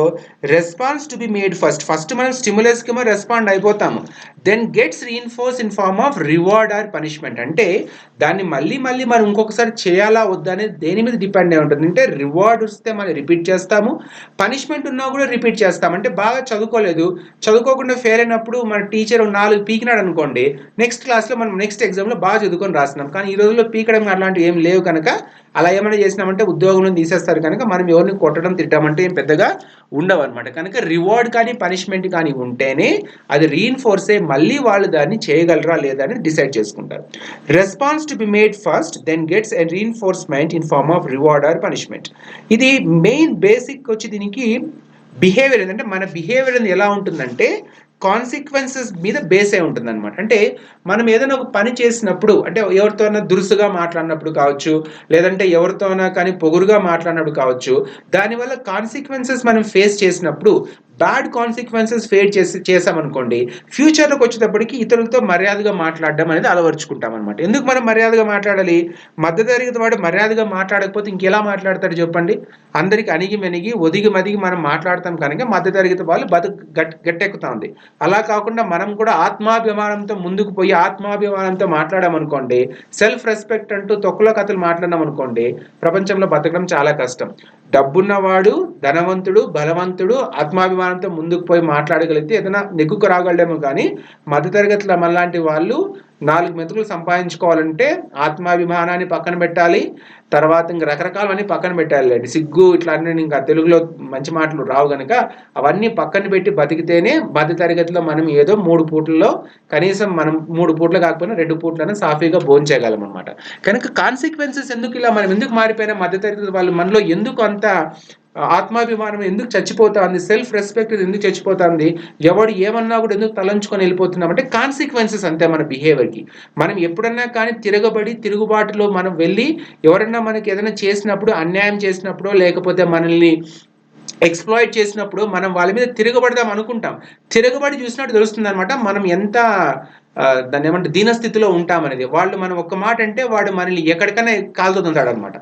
కనుక ఆ కాన్సిక్వెన్సెస్ మనం చిన్నప్పటి నుంచి చూసినాం కనుక మన బిహేవియర్ అంతా కూడా ఎలా ఉంటుందంటే మర్యాదగా మాట్లాడు, ఎవడన్నా మనల్ని ఏమన్నా అన్నా కూడా తలదించుకొని వచ్చేసాయి, చెడ్డ వాళ్ళతో జోలికి పోవద్దు, ఇట్లా అవన్నీ చిన్నప్పటి నుంచి మనకి ఏమైపోయినా మన బిహేవియర్ని కండిషనింగ్ చేయడం చేస్తున్నారు.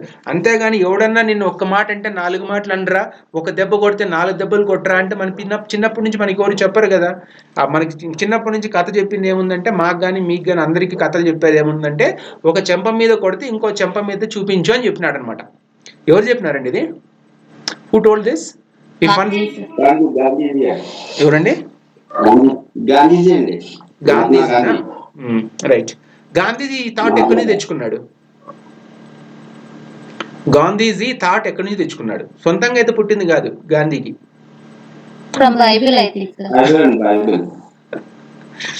చదవండి ఒకసారి చదవండి. Who from where he got this thought? Correct. So ఇట్లాంటి మనకు మధ్యతరగతి వాళ్ళకి మాత్రమే చెప్తారనమాట. పొరుగు ప్రపంచంలో అందరినీ ప్రేమించవచ్చు, కానీ పక్కింటి ఆమెని పక్కింటి వాడిని ప్రేమిస్తేనే ప్రాబ్లం వస్తుంది కనుక అది చేయొద్దండి. పొరుగు వారిని ప్రేమించండి అని చెప్పుకుంటాం, కానీ చాలా జాగ్రత్తగా ఉండాలన్నమాట. సంసారాలు కూలిపోతాయి మళ్ళీ.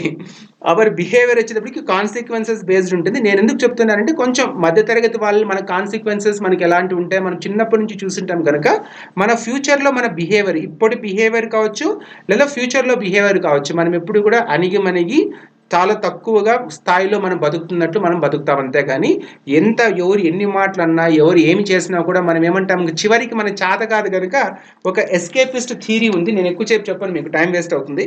ఒక ఎస్కేపిస్ట్ థియరీ మనం ఫాలో అయ్యి హ్యాపీగా ఉంటాం అనమాట. చేసేది ఏదో చేసినాడు లేదా దేవుడు చూసుకుంటాడు, పైన ఉన్నాడులే చూసుకుంటాడు, పైన ఎవరు లేరు కింద ఎవరు లేరు, మధ్యలో మాత్రం మీరు నలిగిపోతుంటారనమాట. అది ఎవరికైతే మనకు when we feel powerless then we depend upon some external forces అనమాట. ఎందుకంటే మన చేత కాదు కనుక ఆ చేత కాదనే దాన్ని మనం అంగీకరించలేము కనుక ఏదో ఒకటి ఉంది, సూపర్ పవర్ ఉంది, చూసుకుంటాడులే, నువ్వు నాకు ఇంత చేస్తే నీకు ఇంత అన్న ఘోరంతన్నా నీకు చేరా అనే ఒక సంతోషంతో ఒక అసహజమైనటువంటి తృప్తితో మనం బతికేస్తుంటాము. ఇది మన బిహేవియర్. నేను ఇంతకంటే ఇంకా రియలిస్టిక్గా చెప్పడానికి నేను ప్రయత్నం చేయను, ఎందుకంటే కొంతమంది మనోభావాలు చాలా మంది మనోభావాలు దెబ్బతినిపోతాయన్నమాట. ఎందుకంటే మళ్ళీ దీనిలో పిల్లి కథ చెప్పినాను అనుకోండి, ఇలక కథ చెప్పినా అనుకోండి, మళ్ళీ మీకు అందరికీ తెలిసిందే కదా కథ, నేను కొత్తగా ఏం చెప్పేది ఉంది. కనుక మన బిహేవియర్ కూడా ఎందుకు ఇలా మారిపోయింది, ఎందుకు మనం అణిగి ఒదిగి బతుకుతుంటాము, ఎవరు ఎన్ని మాటలు మాట్లాడినా ఎందుకు మనం పడుతుంటామంటే because the consequences we have faced are the consequences we think we are going to face. ఇంతకుముందు జరిగిండొచ్చు లేదా ఇలా జరుగుతాయేమో అనే భయంతోనే మనం బతుకుతుంటాం కనుక మన బిహేవియర్ అనేది మన కాన్సిక్వెన్సెస్ మీద ఆధారపడి ఉంటుంది. దాని మీద మన ఫ్యూచర్ బిహేవియర్ కూడా ఉంటుంది. మీరైనా నేనైనా ఎవరైనా కానీ మనమందరూ కూడా నాలుగు మాటలన్నా కూడా తలదించుకొని వెళ్ళిపోతాం, లేప మన వాళ్ళతో మనకి ఎందుకు గొడవ ఎందుకులే అనే ఒక సిద్ధాంతాన్ని మనం నమ్ముతాము. మనకి ఎంత చెడు చేసినా కూడా పోతే వదిలేసారా, ఎవడో చూసుకుంటాడు, దేవుడు చూసుకుంటాడులే అని నమ్మకంతో మనము బతికేస్తాం. ఎందుకంటే అలా నమ్మకం లేదనుకోండి ప్రతిరోజు చస్తూ బతకాల్సిందే. మీరు ఏమి చేయలేరని తెలుసు, వాడు మిమ్మల్ని ప్రతిరోజు హింసిస్తుంటాడని తెలుసు, అయినా కూడా ఏం చేయకపోలేమనే బాధతో బతకడం కంటే పైన ఉన్నాడు చూసుకుంటాడులే అనుకున్నాం అనుకోండి, ఎస్కేపిజంలోకి వెళ్ళిపోతే హ్యాపీగా ఉంటుంది. 99.9% మిడిల్ క్లాస్ పీపుల్ ఆర్ ఎస్కేపిస్ట్స్. బాధపడితే నేనేం చేయలేను. మనం అందరూ కూడా నిరాశావాదులే. నిరాశావాదాన్ని పక్కన తీసుకోవడం కోసం మనం ఏం చేస్తామంటే ఈ యొక్క ఫలానే వాదాన్ని మనం పాటిస్తాం అనమాట. Coming back to the examination point of view, operant కండిషనింగ్లో ఏం చెప్తున్నాడంటే ప్లెజెంట్ ఎక్స్పీరియన్సెస్ వచ్చినప్పుడు దాన్ని రిపీట్ చేస్తాము, అన్ప్లెజెంట్ ఎక్స్పీరియన్స్ వస్తే దాన్ని లెస్ రిపీటెడ్ కావచ్చు లేదా చాలా వరకు అవాయిడ్ చేయడానికి ప్రయత్నం చేస్తాము. తప్పనిసరి పరిస్థితుల్లో లెస్ రిపీటెడ్ వస్తాయన్నమాట. అంటే ఏదన్నా మన బిహేవియర్ అనేది కాన్సిక్వెన్సెస్ మీద ఆధారపడి ఉంటుంది, అదే ఫ్యూచర్ బిహేవియర్ని డిసైడ్ చేస్తుంది. ప్లెజెంట్ ఎక్స్పీరియన్స్ అంటే మనం ఏదైనా ఒక పని చేసినాము, ప్లెజెంట్ ఎక్స్పీరియన్స్ వచ్చింది అనుకోండి దాన్ని రిపీట్ చేస్తాము. అన్ప్లెజెంట్ ఎక్స్పీరియన్స్ వచ్చింది అనుకోండి లెస్ రిపీటెడ్ అనమాట, లేదంటే దాన్ని అవాయిడ్ చేస్తాం. ఇక్కడ కూడా ఒక లేమ్ జోక్ ఉందన్నమాట. అంటే దాన్ని ఏమంటారంటే ఒక జోక్ ఉందన్నమాట. ఇది ఎంత చెప్పినా కూడా రియల్ లైఫ్లో కొంతమంది పాటించరండి. కనుక ఇలాంటివి మరి ఎందుకు వాళ్ళు అంటే బిహేవియరిజం అనేది యాక్చువల్గా నాట్ ప్రూవ్డ్ వెరీ పర్ఫెక్ట్ అనమాట. దాంతోనే నెక్స్ట్ కాగ్నిటివిజం ఏమన్నీ వచ్చినాయి. ఇక్కడ నెక్స్ట్ మళ్ళీ ఇక్కడ స్కిన్నర్ బాక్స్ ఉంది. సో మీకు నేను అంతా బొమ్మలు వేసినాను, ఆ యొక్క జంతువులు లేదనమాట. Which animal is being used for this experiment? Skinner బాక్స్లో ఏది వాడినారు? ఎక్స్పెరిమెంట్కి ఏది వాడినారండి? ఎలుకని వాడారనమాట. ఈ ఎక్స్పెరిమెంట్ కోసం ఎలుకను వాడడం చేసినాడు. సో ఎలుకను అందులో ఏం చేసినాడు? ఎలుకను అందులో పెట్టినాడు. ఛార్జింగ్ అయిపోతుంది, ఒక్క నిమిషం తిన్నట్టు ఇటువైపు పెడతాను. ఎలుకను అందులో పెట్టినారు.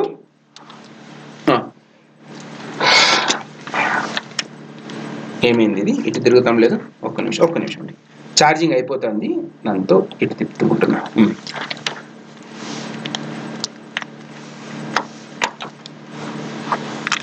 ఓకే, మొత్తం తిప్పేసినాను, భూగోళం తిప్పినట్టు తిప్పినాను.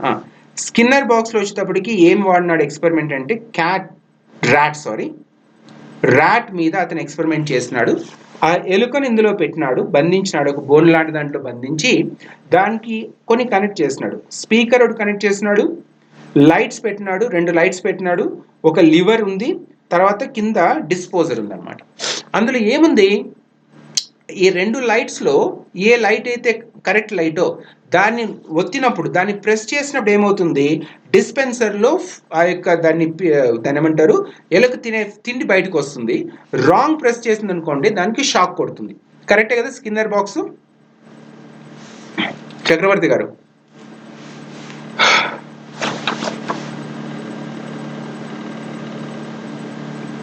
నేను చెప్పింది కరెక్టే కాదని అడుగుతున్నా మిమ్మల్ని. ఎలుక మీద జరిగినటువంటి ఎక్స్పెరిమెంట్లో ఇంతే కదా, ఒక స్పీకర్ ఉంది, 2 లైట్స్ ఉంటాయి, ఒక లివర్ ఉంటుంది, డిస్పెన్సర్ ఉంటుంది.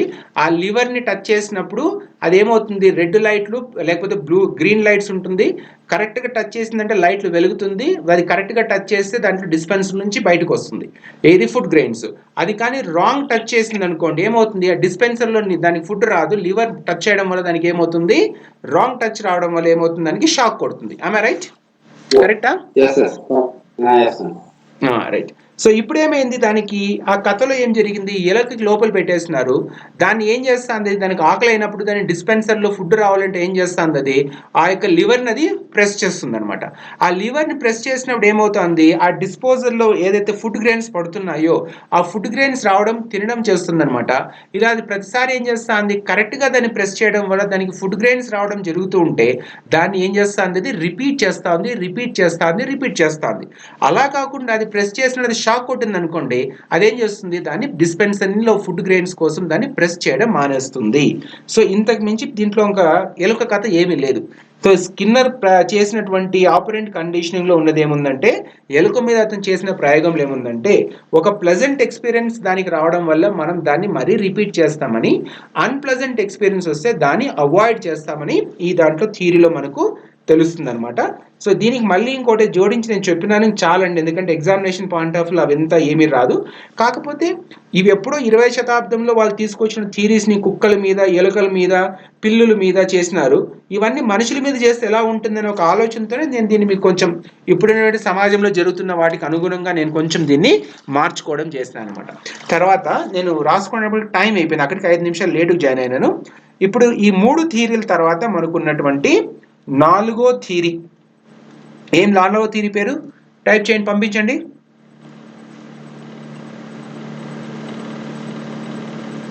ఇన్సైట్ఫుల్ లెర్నింగ్ థియరీ ఎవరు తీసుకొచ్చినారు? Insightful learning theory Kohler, CKOHLER. So insightful learning theory Kohler తీసుకొచ్చినాడు. ఇందులో అతను ఏముందంటే, అతను నమ్మింది ఏముందంటే, నేర్చుకోవడం అనేది ఎలా జరుగుతుంది అంటే, it sometimes it comes like a flash. అంటే మనం ఎంతోసేపు నేర్చుకోవడానికి ట్రై చేస్తుంటాం, స్టిమ్యులస్ ఉంటుంది, కానీ రెస్పాన్స్ అనేది మనకు ఎలా వస్తుందో అర్థం కాదనమాట. అది చూసి సడన్గా ఎక్కడి నుంచో ఒక థాట్ లాగా వచ్చేసి మనం దాన్ని నేర్చుకోవడం అని చేస్తామన్నమాట. అంటే దీన్ని మనకు ఇంట్యూషన్ అనొచ్చు, మనకు అర్థమైన భాషలో. ఎక్కడి నుంచో ఏదో మనకు అర్థం కాని విషయాలు సడన్గా మనకు తెలుస్తాయన్నమాట. దాన్ని ఇంట్యూషన్, బేస్డ్ ఆన్ ఇంట్యూషన్తో మనం నేర్చుకుంటాం, చేత మాట్లాడతాం అనమాట. సో దీన్నే కొంతమంది ఏం నమ్ముతారంటే, నేను డైరెక్ట్గా భగవంతునితో మాట్లాడుతుంటాను, నాకు భగవంతునితో డైరెక్ట్ సంబంధాలు ఉంటాయన్నమాట, భగవంతునికి భక్తునికి అనుసంధానం మీద అంబికా దర్బార్ బత్తి వెలిగిస్తే వీళ్ళకి డైరెక్ట్గా దాంతో సంబంధం ఉంటుంది అనమాట. ఈ నార్మల్ పవర్కి సూపర్ పవర్తో సంబంధం ఉంటుంది కనుక డైరెక్ట్ కనెక్షన్ ఉంటుందంట. అంటే ఇన్సైట్ఫుల్ లెర్నింగ్ అనేది ఎలా ఉంటుందంటే, స్టిమ్యులస్ ఉంటుంది, కానీ రెస్పాన్స్ కావాలన్నప్పుడు దానికి ఎలా రెస్పాండ్ కావాలో తెలీదు, సడన్గా ఒక యురేకా లాగా, సడన్గా ఒక ఫ్లాష్ లాగా మనకు అర్థమైంది అనుకోండి, నేర్చుకున్నాం అనుకోండి, దాన్ని ఇన్సైట్ఫుల్ లెర్నింగ్ అని అంటారు. నేను మీకు ఇప్పుడు ఇన్సైట్ఫుల్ లెర్నింగ్ నాలో లేకపోవడం వల్ల జరిగిన ప్రమాదం ఏమో చెప్తాను. మొన్న మీకు నేను ఒకసారి నేను ఆఫీస్లో కూర్చొని ఏదో వర్క్ చేస్తున్నాను, సడన్గా ఎవరో మెసేజ్ పెడితే వెంటనే చెప్పినాను, నేను మీకు అరియర్స్ ప్రిపేర్ చేస్తున్నానంటూ మీకు మెసేజెస్ లాక్ చేశాను. గుర్తుందా మీకు? గుర్తుందా? పంపించినా కదా వెంటనే నేను అరియర్స్ ప్రిపేర్ చేస్తున్నానండి అంటూ లాక్ చేశా కదా. అప్పటికే తప్పు జరిగిపోయింది, జరగాల్సిందంటే అప్పటికే అయిపోయింది అనమాట, కథ చేరిపోయింది అక్కడికి కంచికి. ఈ రోజు బయటపడింది ఏం తప్పు చేసినాం మేము ఇద్దరు, అది పైగా నేను ఈసారి ఒకడే కదా డిస్టర్బ్ అవుతుందని చెప్పి ఇంకొక వ్యక్తిని కూడా కూర్చోబెట్టుకొని ఇద్దరు కలిసి తప్పు చేసినాం అనమాట. కనుక ఇన్సైట్ఫుల్ లెర్నింగ్ అనేది చాలా స్లోగా ఉంటుంది, ఆలోచిస్తే కానీ అర్థం కాదనమాట ఏం తప్పు చేసినాం అనేది.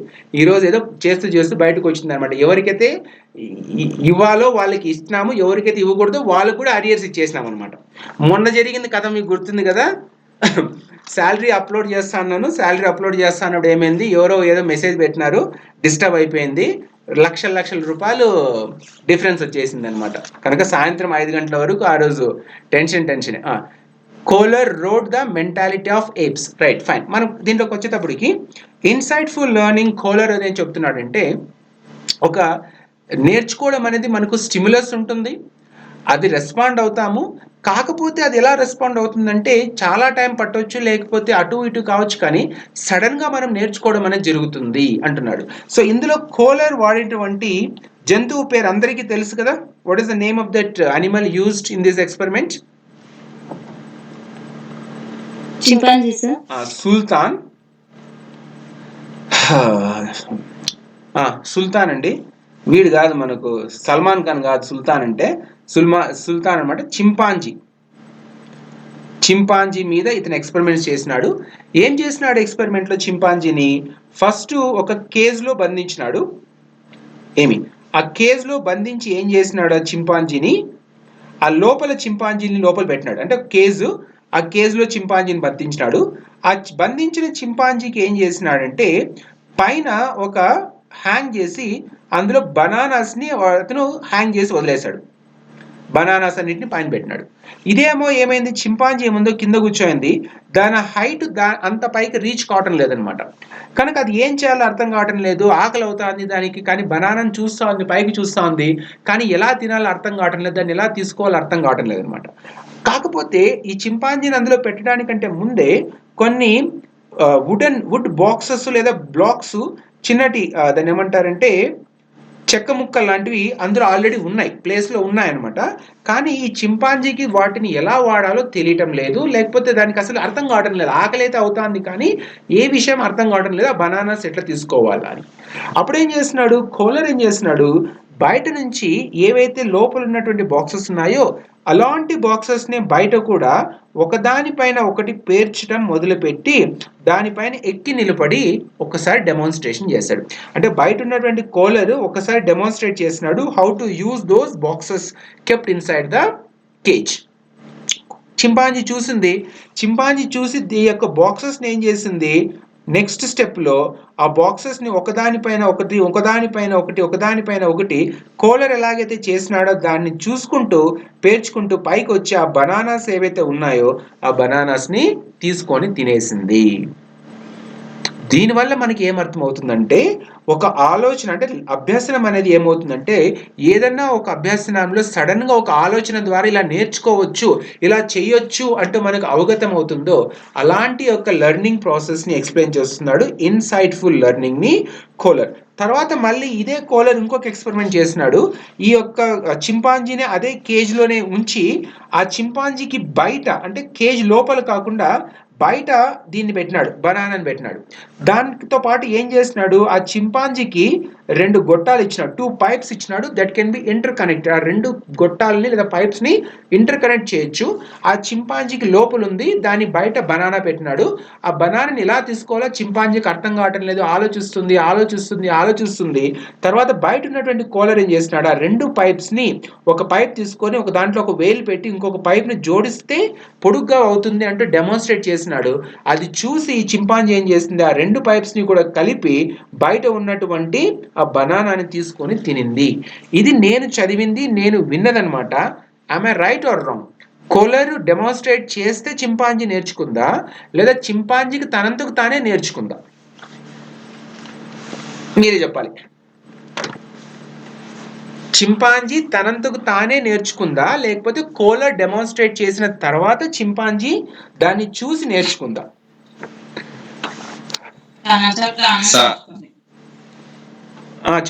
చెప్పండి ఒకటి మాట్లాడండి. చింపాంజీ తనంతట తాను నేర్చుకుంది సార్, లైక్ ఫ్లాష్ లాగా ఒక థాట్ వస్తుంది సార్ దానికి.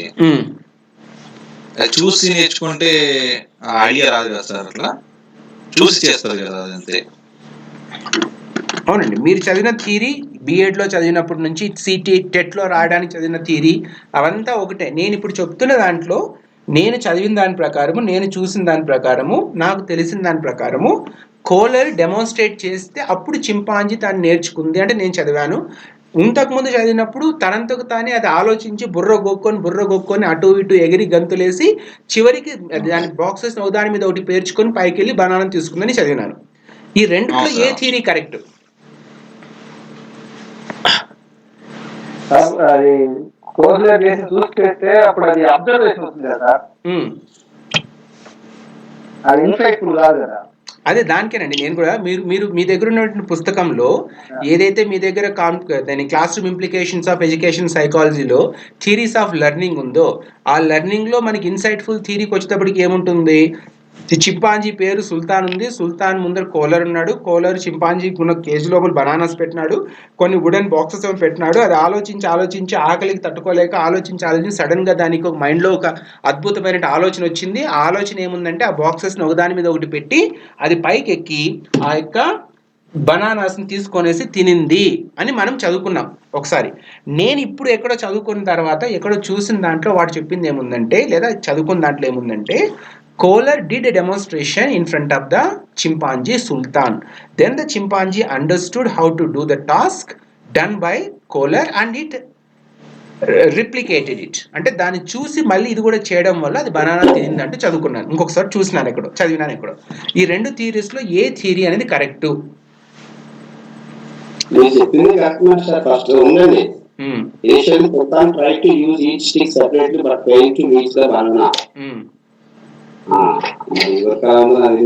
ఇప్పుడైతే కోలర్ ఉపయోగించి ప్రయత్నించి చూపించినట్టుగానే కనపడుతుందండి. Jump and reach the bananas but failed అని చూపించి చూపుతున్నట్టుగానే ఉన్నాయి బుక్స్ లో. నా దగ్గర మెటీరియల్ కూడా అలాగే ఉందండి. మిగతా వాళ్ళు కూడా ఇంతకుముందు ఇన్సైట్ఫుల్ లెర్నింగ్, నాకు తెలిసి శ్రీనివాసులు గారు ఎవరో, నేను సరిగ్గా చూడలేదండి. ఇంతకుముందు ఫస్ట్ ఎవరైతే అన్మ్యూట్ చేసుకుని క్వశ్చన్ అడిగాడు చూడండి సార్, ఇన్సైట్ఫుల్ లెర్నింగ్ అంటే మరి డెమోన్స్ట్రేట్ చేస్తే దాన్ని దాన్ని ఏం చేసింది?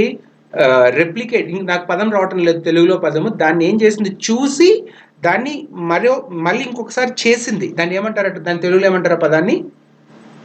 ఇమిటేట్ చేసింది. ఇంగ్లీష్లో వచ్చేటప్పుడు ఇమిటేట్ అంటాం దాన్ని, తెలుగులో ఏమంటారు? అనుకరించింది అని నేను చెప్తున్నాను. అనుకరించింది. కానీ మీరు అడిగిన క్వశ్చన్ ఏముంది?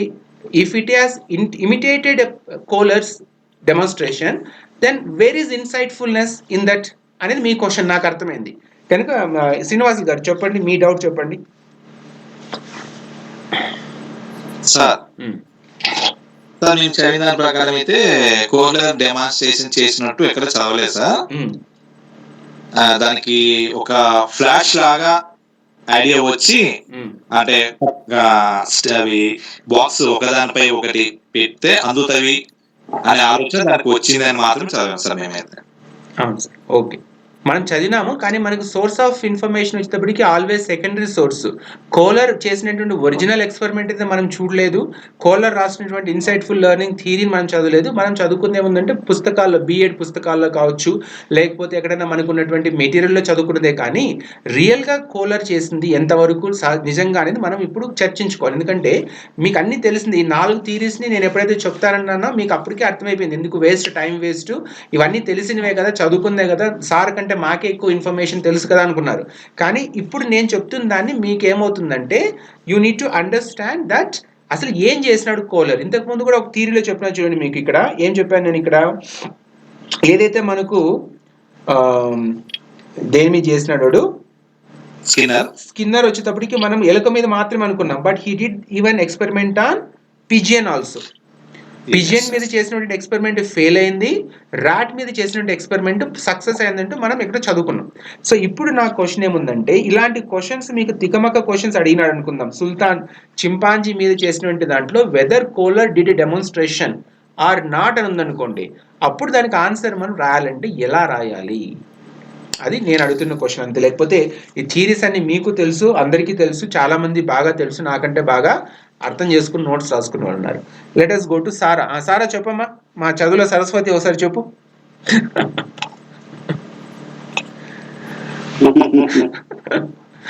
సారా గారు అన్మ్యూట్ చేసుకుని చెప్పండి అమ్మా. సార్ నేను కూడా బాక్సెస్ చదివాను సార్. నేను చదివిన దాంట్లో అయితే ఫస్ట్ అనలైజ్ చేసుకుంటారు సార్ సిచ్యువేషన్ మైండ్ లో. తర్వాత ఒక సొల్యూషన్ సడన్ గా వచ్చేసి 2 బాక్సెస్ పెడితే అది అందుతుందని థాట్ వస్తుంది సార్. ఒకదాని మీద ఒకటి పెట్టేసి అప్పుడు తీసుకుంటాను సార్. రైట్. రెండు ఎక్స్పెరిమెంట్స్ చేసినట్టు కూడా ఉంది మీ పుస్తకంలో. ఒకటి లోపల ఉన్నటువంటి బనానాస్, తర్వాత బయట ఉన్నటువంటి బనానా. 2 బనానాల మీద ఉందా, ఒకదాని మీద ఉందా మీ పుస్తకాల్లో? ఒకటే సార్. మళ్ళీ నేను తప్పు చెప్తున్నానా లేకపోతే మీ పుస్తకాలు తప్పు ఉంది? ఏదో ఒకటి తప్పు ఉంది. Either I is giving wrong information or your books are passing wrong information. ఏదో ఒకటైతే తప్పు ఉంటుంది. నేనైనా కావచ్చు, లేదా మీరు నమ్మి చదివినటువంటి పుస్తకమైనా కావచ్చు. కనుక ఏదో ఒకటి మీరు చూసుకోండి, చదువుకోండి. నేను చేయాల్సిన పని నేను చేసేసినాను. మీకు తెలిసిన దాంతో పాటు తెలియని దాన్ని కూడా కొంచెం అటు ఇటు కష్టపడి శ్రమపడి నేర్చుకొని తెలుసుకొని రాసుకొని మీకు నేను చెప్పినాను. These are the 4 theories which comes under behaviourism school of అప్రోచ్లో. ఈ 4 థియరీస్ వస్తాయి. ఈ 4 థియరీస్ నేర్చుకోవడం వల్ల మీకు కనీసం ఒక క్వశ్చన్ దీంట్లో నుంచి మనకు రావడానికి అవకాశం ఉంది. ఎందుకంటే ఏదైతే మనకు లెర్నింగ్ ఉందో దాని బేసికే థియరీస్ ఆఫ్ లెర్నింగ్. కనుక ఆ లెర్నింగ్ థియరీస్లో బిహేవియరిజం థియరీస్ ఉంటాయి, కాగ్నిటివిజం థియరీస్ ఉన్నాయి, తర్వాత హ్యూమనిస్టిక్ అప్రోచ్లో హ్యూమనిజం ఉంది, కన్స్ట్రక్టివిజం ఉంది. కనుక ఈ థియరీస్లోంచి ఖచ్చితంగా ఒక క్వశ్చన్ వస్తుంది. మిగతా వాళ్ళకి వాళ్ళ పాయింట్ ఆఫ్ వ్యూలో కరెక్టే. ఎందుకంటే ఒక 5 మార్కుల కోసం మనం ఎందుకు ఎక్కువ టైం వేస్ట్ చేసుకోవాలి అని వాళ్ళైతే చెప్తున్నారు, అది కూడా కరెక్టే. కనుక ఈ క్లాస్ ఇంతటితో స్టాప్ చేస్తున్నాను. ఈ క్లాస్లో మనం థియరీస్ ఆఫ్ లెర్నింగ్లో మనం బిహేవియరిజం థియరీస్ని స్టార్ట్ చేశాము.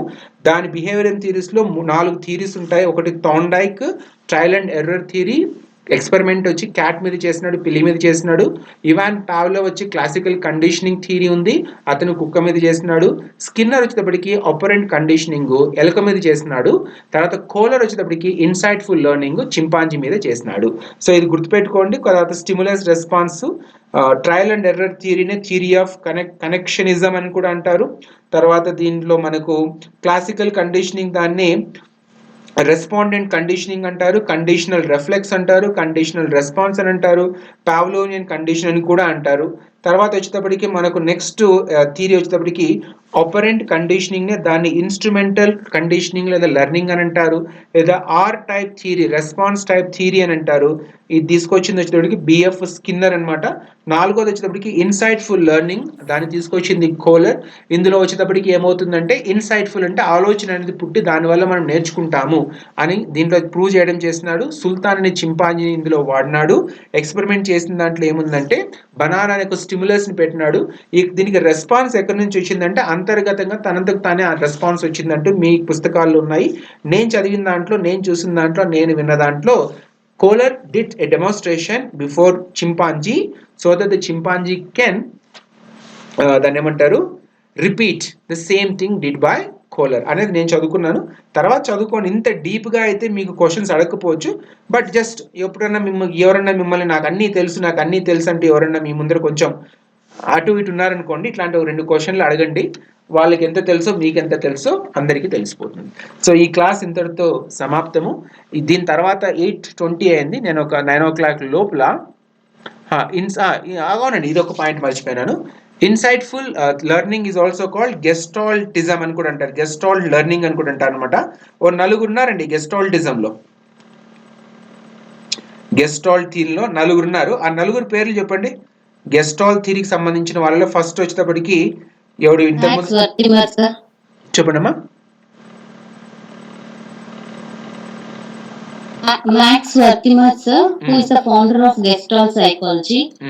Kafka. ఇంకొకరు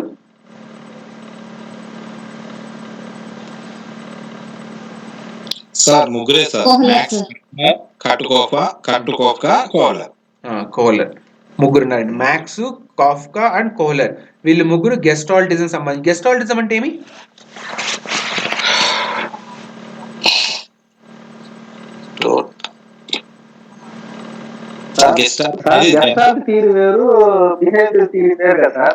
వీళ్ళు గెస్టాల్టిజం కిందకి వస్తారండి.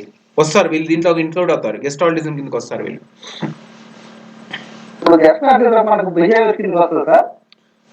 బిహేవియర్ కిందకి రాకపోవచ్చు, but we have to study even gestaltism. వీళ్ళకి కనెక్షన్ ఉందండి. కోలర్ గెస్టాల్టిస్ట్ కిందకి వస్తాడనమాట.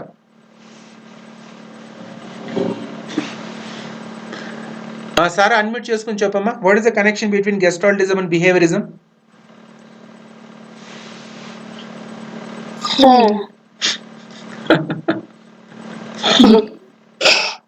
చెప్పాలి మరి, మీరే చెప్పాలి సార్.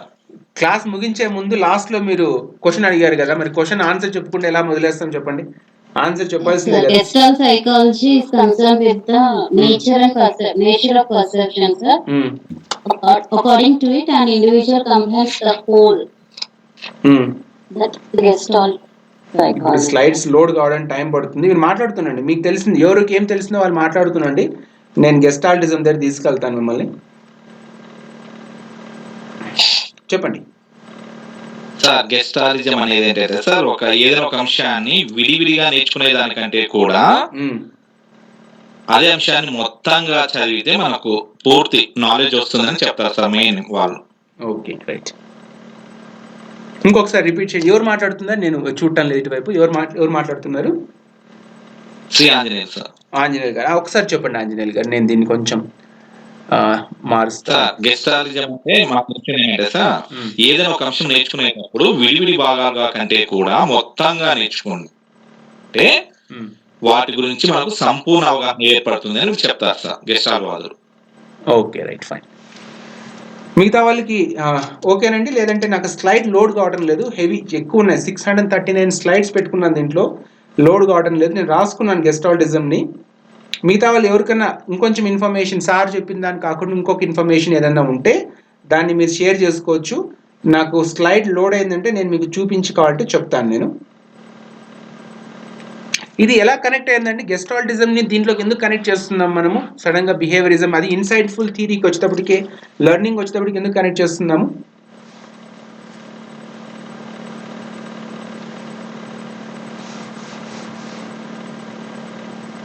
ఎవరన్నా చెప్తున్నారా? మాట్లాడుతున్నారా?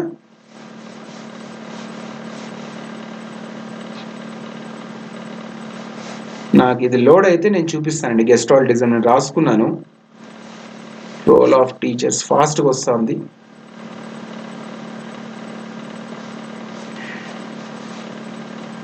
సారా గారు మీరేం మాట్లాడటం లేదే, question అడిగేశారు.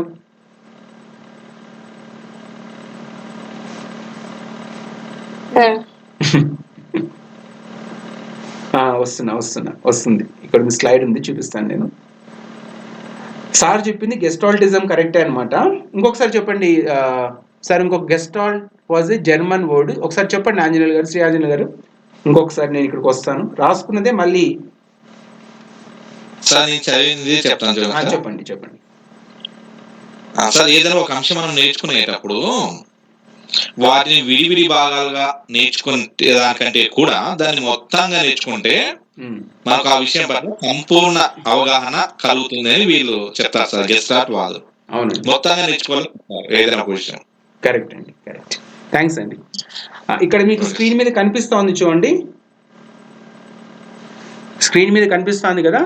Gestalt theory emphasizes that the whole of anything is greater than its parts. That is, the attributes of the whole are not deducible from analysis of the parts in isolation. ఇది gestalt theory చెప్తుంది అనమాట. అంటే ఇది ఏం emphasize చేస్తుంది? That the whole of anything is greater than it's part. అంటే ఒకదాన్ని మనం నేర్చుకోవడం, సార్ చెప్పిందని నేను ఇంకొక విధంగా చెప్తున్నాను.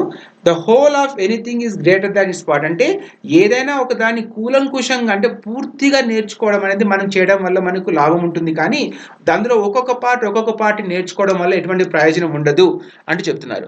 So insight theory is connected with gestalt theory because they are both learning theories. రెండు లెర్నింగ్ థియరీసే, కానీ లెర్నింగ్లో ఏముంది, ఇన్సైట్ఫుల్ లెర్నింగ్ వచ్చేటప్పటికి ఏముంది, కోలర్స్ చెప్తుంది ఏముందంటే అకస్మాత్తుగా వస్తుంది, సడన్ గా థాట్ వస్తుంది అంటే చెప్తున్నాడు.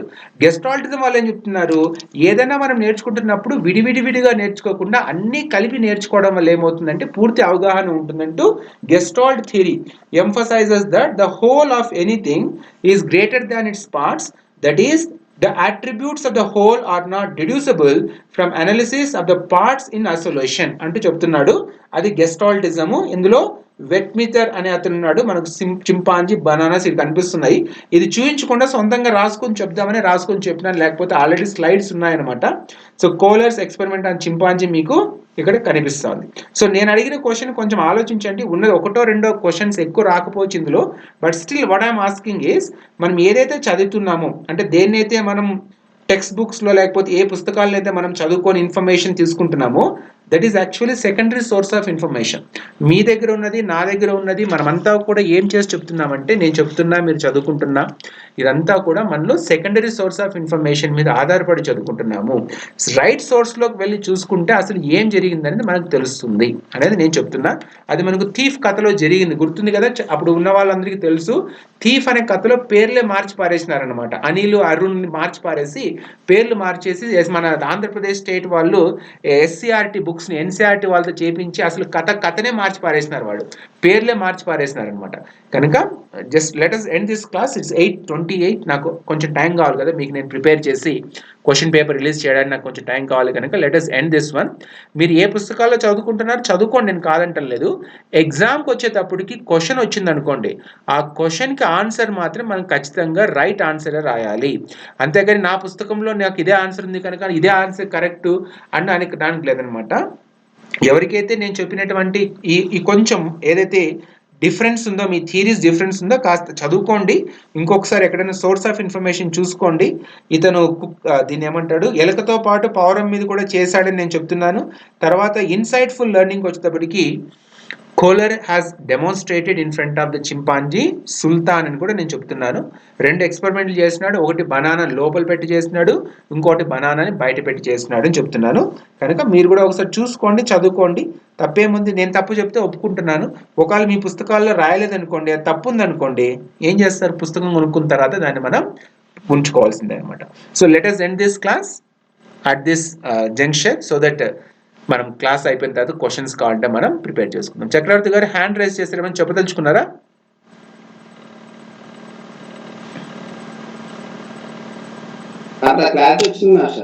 చెప్పండి సార్ ఒకసారి, ఏం క్లారిటీ వచ్చిందో. అదే భాగాలుగా కాకుండా సంపూర్ణంగా అధ్యయనం చేయడం అనేది అవునండి, గెస్టాల్టిజం అది. కాకుండా మొత్తం అంతా అధ్యయనం చేస్తే పితామహుడు గద్దీమరని ఒక ఆయన దీనికి. అవునండి, అవునండి, అది వెల్కమ్ అండి. సరేనండి, so let us end the class. నేను దీనికి మీకు స్క్రీన్ షాట్స్ కావాలంటే పంపిస్తాను. నేను అడుగుతున్నదేమో ఒకసారి అర్థం చేసుకోండి. యూ చెక్ ద సోర్సెస్, దాంట్లో మీకు ఏం సోర్స్ ఉందో చూసుకొని అందులో నేను చెప్పినటువంటి థియరీస్లో ఏదైనా పొరపాటు కానీ తప్పు కానీ ఉంటే you can send the feedback. WhatsApp గ్రూప్లో పంపించండి. ఎవరైతే యూట్యూబ్లో చూస్తున్నారో వాళ్ళు కాబట్టి కామెంట్ సెక్షన్లో పెట్టండి. ఓకేనా? సో గుడ్ నైట్ కాదండి, చదువుకోండి. నేను మళ్ళీ క్వశ్చన్స్ ప్రిపేర్ చేసి మీకు పంపిస్తాను.